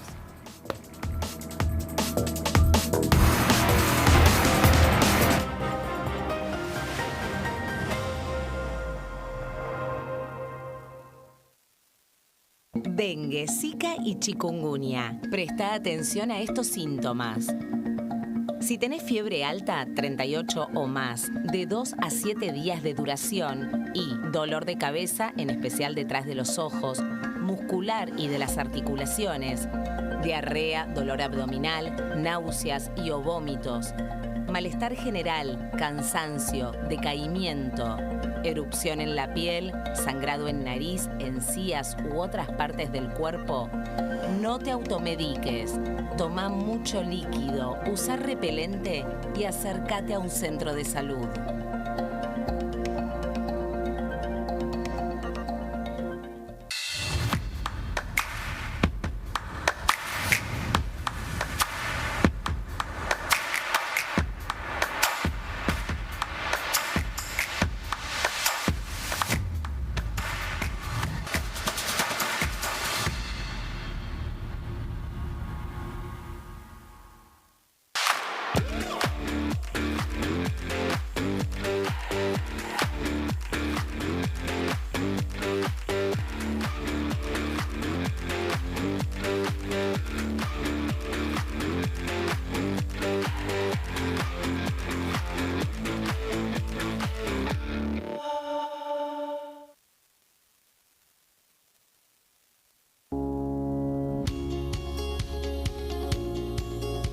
Cuando un proyecto de ley ingresa a la Cámara de Diputados, ya sea creado por un legislador, enviado por el Poder Ejecutivo o producto de una iniciativa popular, se trata primero en las comisiones correspondientes para luego ser tratado en el recinto por los diputados. Las comisiones son el ámbito de análisis y debate sobre los proyectos de ley conformadas por legisladores de distintos bloques. Hay 23 comisiones especiales que tratan temas específicos como el atentado a la AMIA y 45 permanentes que tratan temas vigentes como educación y salud. Un diputado puede formar parte de varias comisiones. Cada comisión se compone de un presidente, un vicepresidente y de 3 a 5 secretarios. La duración de los miembros de las comisiones permanentes y especiales es de 2 años. Para que la comisión funcione debe tener quórum, es decir, un mínimo de 15 y un máximo de 31 a 49 diputados. Las autoridades son elegidas por los propios integrantes de las comisiones, que a su vez son elegidos bajo consenso por sus propios bloques. Para que un proyecto sea tratado en el recinto, debe contar con el apoyo de la mayoría de los integrantes de esa comisión. Al finalizar una reunión de comisión, se dictamina sobre la pertinencia de tratar el proyecto en el recinto. El dictamen propone una resolución o decisión sobre una o varias iniciativas o proposiciones.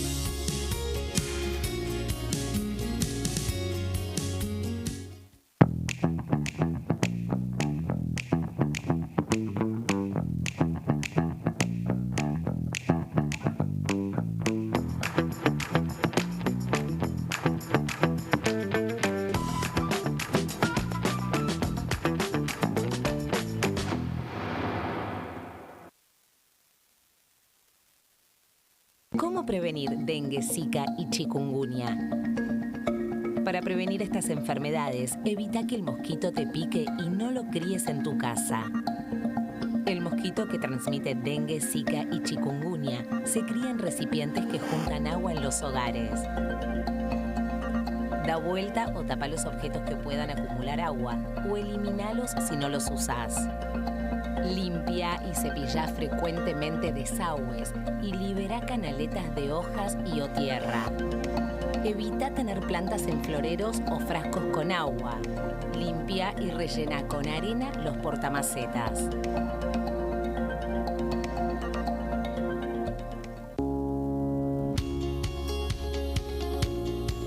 La Cámara de Diputados tiene 257 miembros. Los diputados debaten y sancionan leyes que rigen en todo el territorio nacional.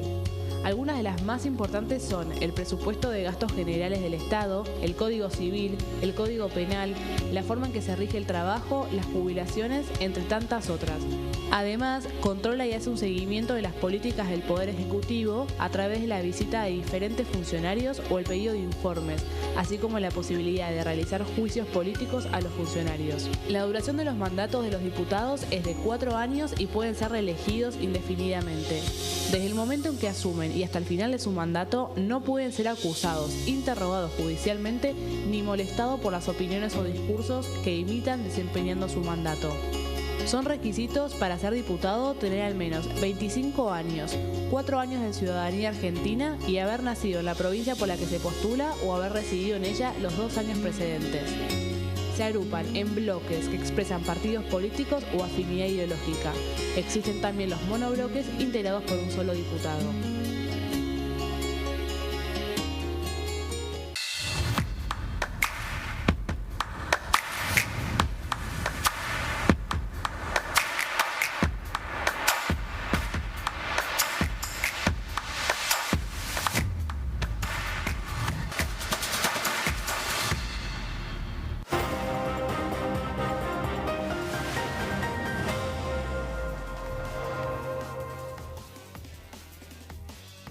Acá estamos, seguimos con este equipo contando toda la información, todo lo que pasó esta semana, lo que se viene, último día hábil.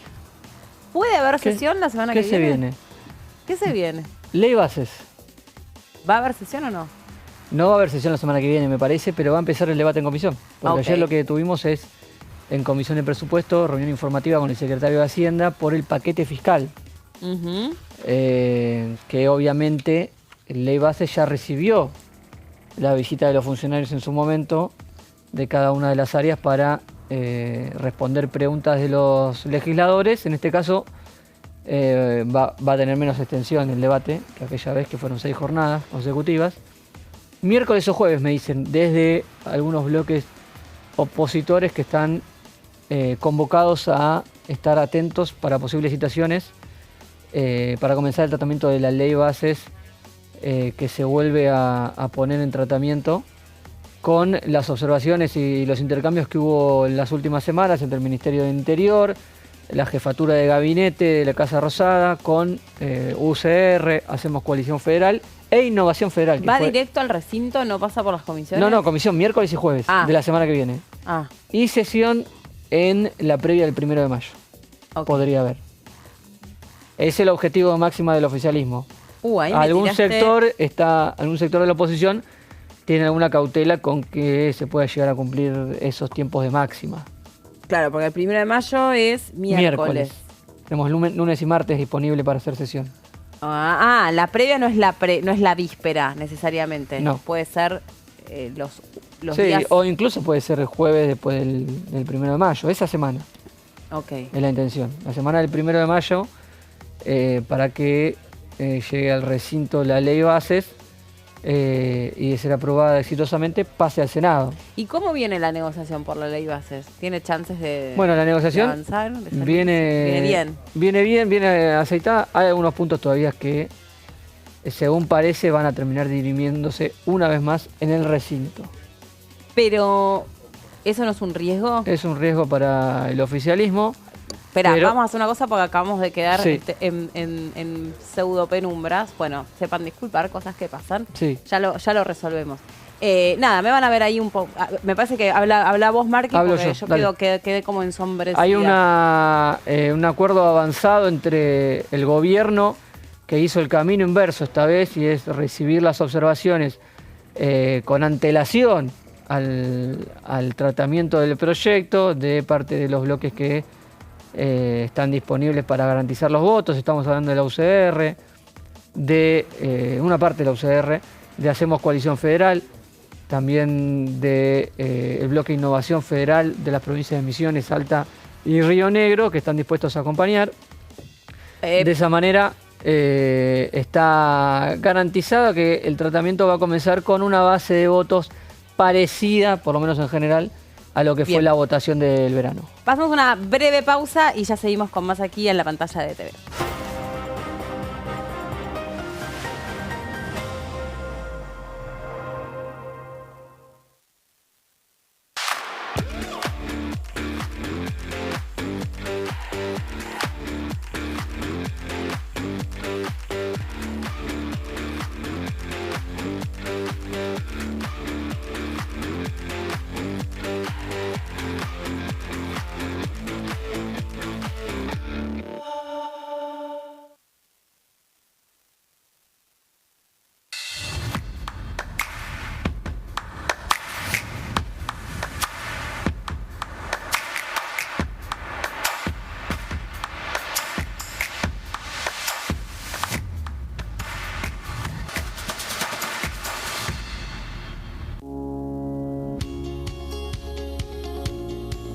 La Cámara de Diputados tiene 257 miembros.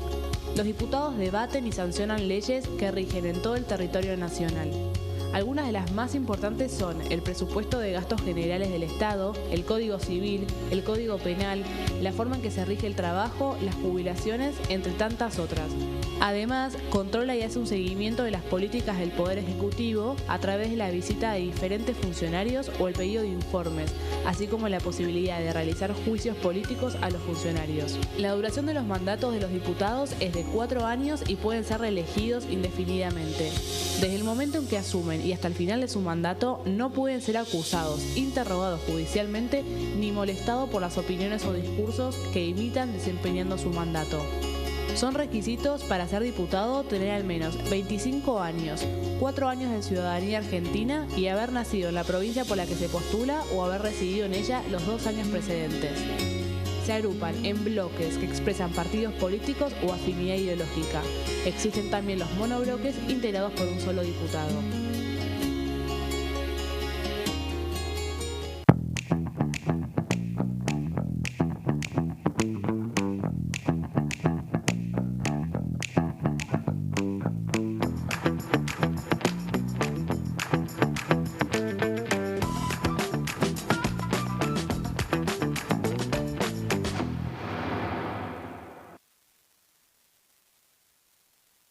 ¿Cómo prevenir dengue, zika y chikungunya?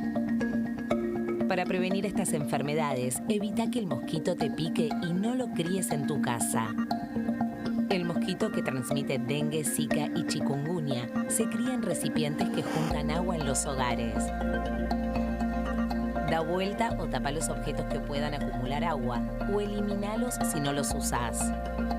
Limpia y cepilla frecuentemente desagües y libera canaletas de hojas y o tierra. Evita tener plantas en floreros o frascos con agua. Limpia y rellena con arena los portamacetas.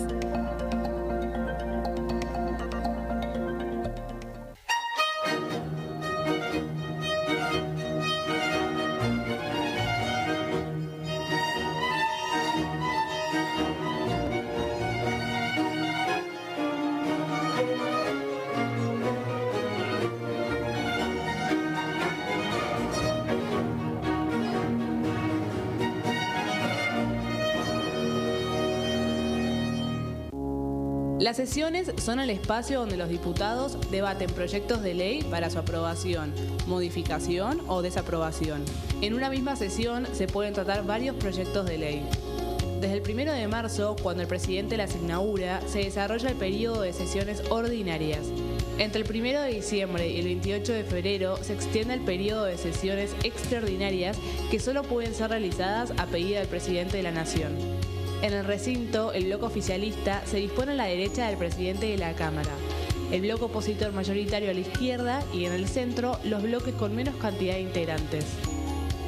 En el tratamiento, en general, los diputados tienen 7 minutos y los jefes de bloque entre 20 y 12 minutos conforme al número de legisladores que representen. La sesión es dirigida por el presidente de la Cámara de Diputados, que administra el uso de la palabra y las distintas instancias del funcionamiento. A la izquierda del presidente está el secretario administrativo, a la derecha el secretario parlamentario y debajo de él están los taquígrafos, que registran cada uno de los testimonios.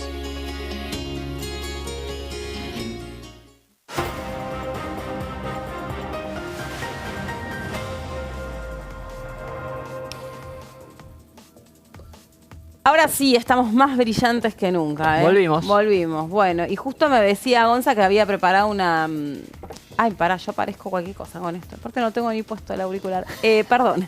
Me decía Gonza que justo había preparado un proyecto sobre la pirotecnia. Le dije, mira, es más preciso imposible. Es que estábamos probando y... Sí.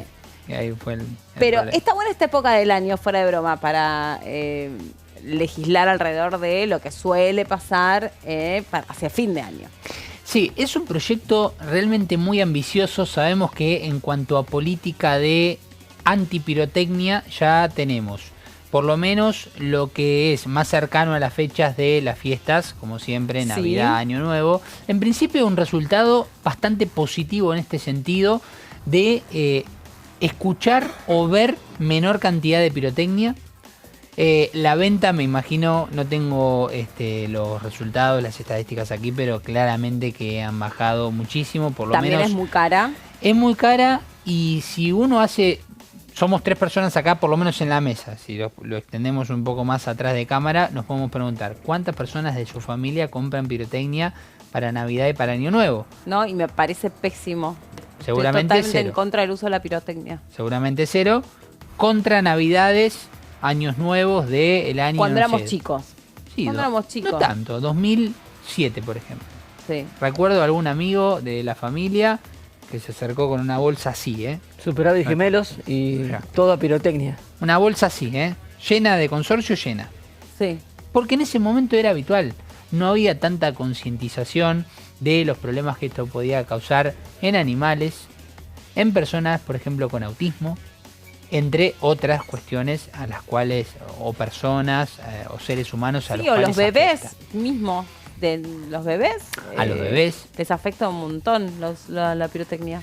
Bueno, se creó son muy sensibles. Se creó una cierta concientización, obviamente que de por medio están las empresas generadoras. Hay una que recuerdo que tiene el nombre de un planeta, seguramente la que conocen o la que todos conocemos.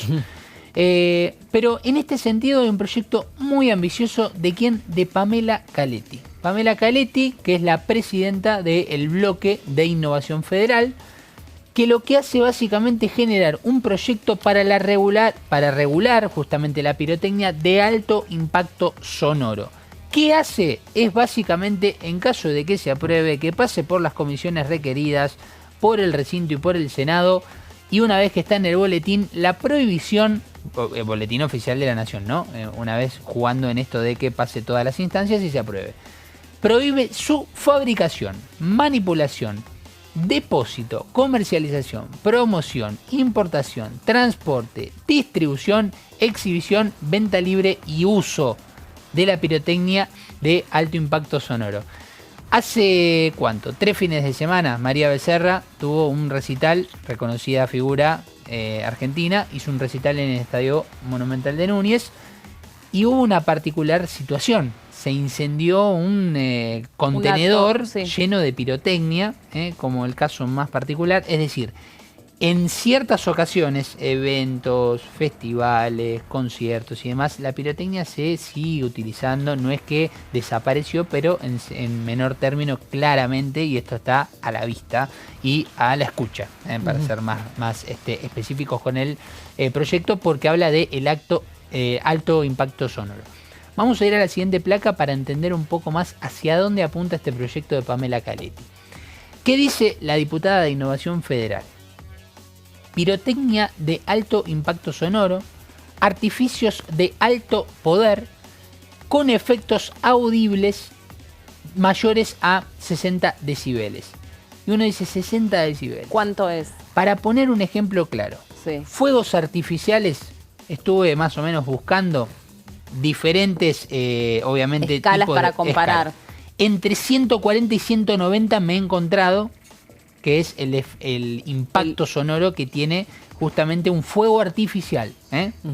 Imagínense el cielo, los colores, el show de luces y demás, pero el sonido fuerte, ¿no? El impacto. Y acá estamos hablando con efectos audibles mayor a 60 decibeles. La mitad de eso. Sí, o menos. Perdón, o un poquito más de la mitad. O sea, imagínense todo lo que Pero entra. un bocinazo ya es contaminante. Bueno. Por eso hay que avanzar, perdón, pero que es otro temón del que nadie se ocupa, porque obviamente toca muchos intereses, la electromovilidad. Porque la contaminación sonora es la que menos medimos, la que más uno está atenta es la huella de carbono, la contaminación ambiental, pero la contaminación sonora produce mucha contaminación ambiental y la electromovilidad, entre otras cosas, corrige eso de manera sustancial. Tocaste un gran tema. ¿Cuántas veces, y yo soy una de esas personas, cuántas veces vas con el auto, caminando, lo que sea, te pasa por al lado un colectivo y te toca la bocina? A mí me mata. Yo salto directamente. Me mata. No, sí, yo salto y lanzo un insulto interno, obviamente, porque obviamente el susto es muy grande. Sí, obvio. No puedo evitar. Sí, no. De verdad, y aparte que muchas veces, no sé si esto lo sabían, pero los daños auditivos no son... ¿Se regeneran? Claro, no son regenerativos. O sea, el daño que se te produce en el tímpano es tremendo. Son pequeñas cicatrices que el tímpano va teniendo y eso va haciendo que después te vayas perdiendo la audición. Es muy fuerte, a veces no nos damos cuenta, vamos pegados a colectivos, ventanilla baja y el sonido es muy fuerte. La bubucela del Mundial de Sudáfrica, además de insoportable. Además insoportable. La ¿No diputada... está legislada la prohibición del uso de la bubucela? Sí, no es costumbre aquí tampoco. No es costumbre, claro. Acá tenemos muy difícil de hacer sonar la bubucela. Primero es asqueroso porque es un recipiente babístico. Claro, que se pasa... Hacer así, eso seguro que queda... En el país del mate. Acá tenemos otro tipo de bubucelas que son un poquito... de menor efecto sonoro. No sé por qué la gente se ríe detrás de la cámara. ¿Corneta? Claro, las cornetas. Claro. Sí, pero las cornetas están más difíciles de hacer sonar. ¿Saben cómo se llama a ver si ustedes saben, el otro cosito que se usa, que tiene una boquilla y tiene como una serpentina que se despliega y se recoge? ¿Saben que se hace con una pancita. No, está hablando de los de cumpleaños, ¿no? Sí. No. Espantasuegras. Se llaman así. ¿Sabían? No. Les traigo un datazo. ¿Qué tema con la suegra, no? Porque Horacio Qué mala prensa tiene. Porque él qué mala prensa tienen las suegras. Claro. Es verdad. Lengua de suegra, espantasuegra. ¿Qué es la lengua de suegra? La planta. ¡Ay, no! ¿La que tiene los pinchecitos? No, la que es larga, porque es larga como que habla mucho. No me acordaba que se llama así. Es impresionante. Qué gracioso, me acordaba de llamar así. Bueno, Condorito, que es una revista muy conocida chilena, tiene también una... Condorito va contra la suegra full también. Todo el tiempo. Es impresionante. Eso va cambiando a poco, Sí. Bueno, le mando un beso grande a mi suegra también. De paso. Que la quiero mucho. Yo también, a la mía, y es chilena. Te gané, te Mirá, te puedo creer. Sí, obvio. Muy bien. Bueno, a ver. Iba a ser si la pregunta era si el proyecto estaba direccionado a la protección de los animales o es indistinto? Es en No, general. la población con condición Claro. Exacto. de condición autista. Exacto. No, ¿está bien lo que estoy diciendo? Sí. Población con condición autista. Sí. Exacto. Está apuntado básicamente al cuidado general y con las cuestiones de concientización que vemos en los últimos años. A ver, ahí Acá fíjense, sí. porque acá seguramente tenemos un Marco Giorgetti que en la época de sus 10 años, 15 años o menos, Las luces de bengala. alguna vez ha tirado algún petardo, algún rompeportones. Para, Sí, la luz no de tanto. bengala no tiene sonido. ¿Cómo? La luz de Sí, bengala eso iba a no tiene decir. sonido. La estrellita, le prohíben la estrellita a mi hijo estrellita. y estamos No. en problema. Esa no. Igual ojo que se puede quemar los deditos. Sí. Exacto. No le dejes usar esas cosas. Dale otro juguete. ¿Qué Ahora querés que que haga, las Melina? luces LED y estas Yo creo que las nuevas cosas. generaciones igual usan muchísimo menos. No, Usan sí, YouTube. ni les importa. Bueno, Fuegos artificiales, bombas de estruendo. exactamente. Cohetes, Uy, luces de bengala. las marchas también se usan en todas estas Sí, cosas. las marchas las sí. movilizaciones. Y- Petardos, rompeportones. Los redoblantes, En la ciudad se retumba mucho por los edificios. infumables. Sí. Sí. A mí, Mucho más insisto, es algo que me hace mal. O sea, realmente mal.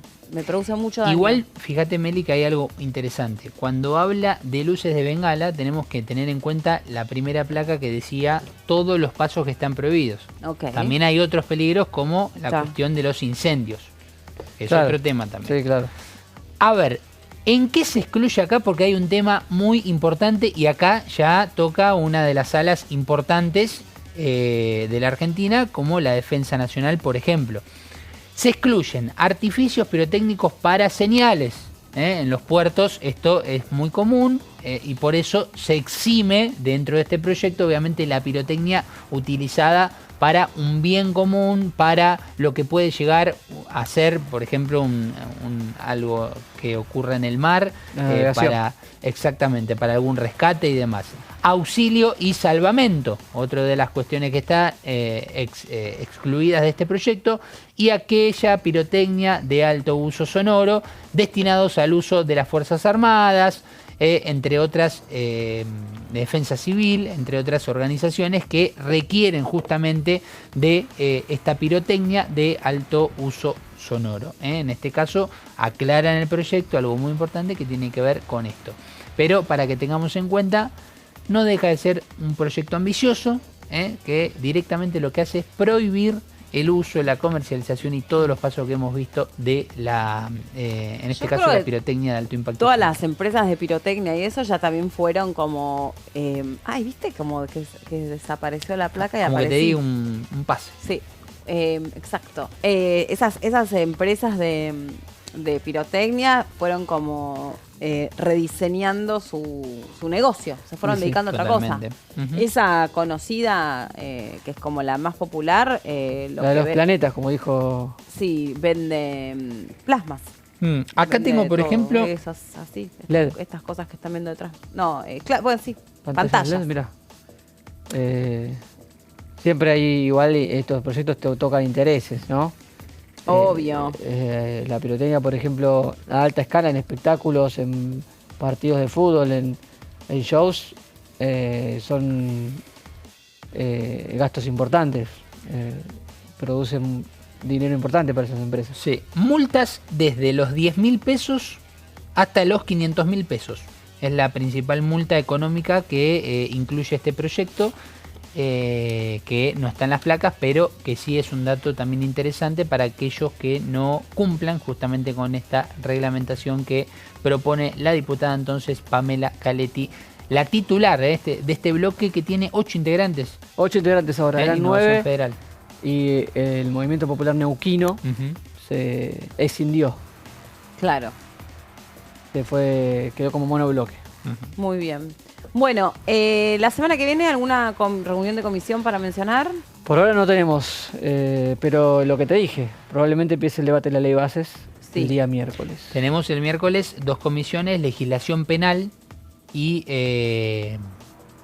defensa interior, que son 2 comisiones que presiden integrantes del PRO, Rodríguez Machado Bueno, lo de y Bon Giovanni. Defensa del Interior me parece va a Seguridad tener interior. también... Seguridad interior. bueno, todo tema narcotráfico. Sí, pero... Y también el tema de la compra de los aviones. Que entraron los proyectos que estaba elaborando el Ministerio de Seguridad y el Ministerio de Defensa. Exacto, eso iba a decir. Las antimafia. Entró el paquete, 4 o 5 proyectos entraron de tema de seguridad. Reforma del régimen penal juvenil, por eso está la legislación penal.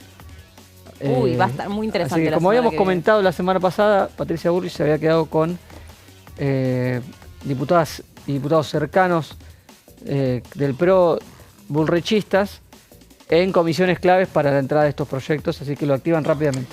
Sí, a las 2 de la tarde legislación penal se va a reunir sola. Luego se va a juntar en la misma sala, que es la sala del anexo C, Seguridad Interior, para hacer una comisión mixta con invitados importantes del Ministerio de Seguridad. Exactamente. Bien. Jefe de gabinete del Ministerio de Seguridad, entre otros, Sí. va a estar presente para discutir justamente la legislación y las modificaciones de esta ley. Muchachos, nosotros con la primera edición hasta aquí hemos llegado. Gracias. Buen fin de, ¿Ustedes continúan con Horacio? ¿Se Sí. quedan un rato más? Yo me quedo un rato más. Compañía un rato más, A lo Horacio? largo de la programación. Perfecto, muy bien. Entonces yo me voy a quedar ahí pendiente, siguiendo todo de cerca. Por supuesto, ya continúa Horacio aquí en la conducción de Te TV. faltó a vos decir el pronóstico. El domingo. El domingo no va a estar tan lindo. El mejor día del fin de semana es el sábado. Hablaba de River Boca. Hablas de la ciudad, hablas del AMBA. Gana River. ¿Gana Por goleada. Sí, va a ganar. ¿Sabes qué? Sentí que alguien se lo dijo por jugar. No, para nada. ¿Sabes qué? 5-0, con baile. Sí, Y sin pasar ningún tipo de sobresalto. Y sin ningún sobresalto. Sí. Y a Boca le van a quitar 2 hombres. Van a jugar 11. Y A los 10 9. minutos del primer tiempo, 2 hombres menos. Marcos Rojo, entre otros. Chau. Que tengan lindo fin de semana.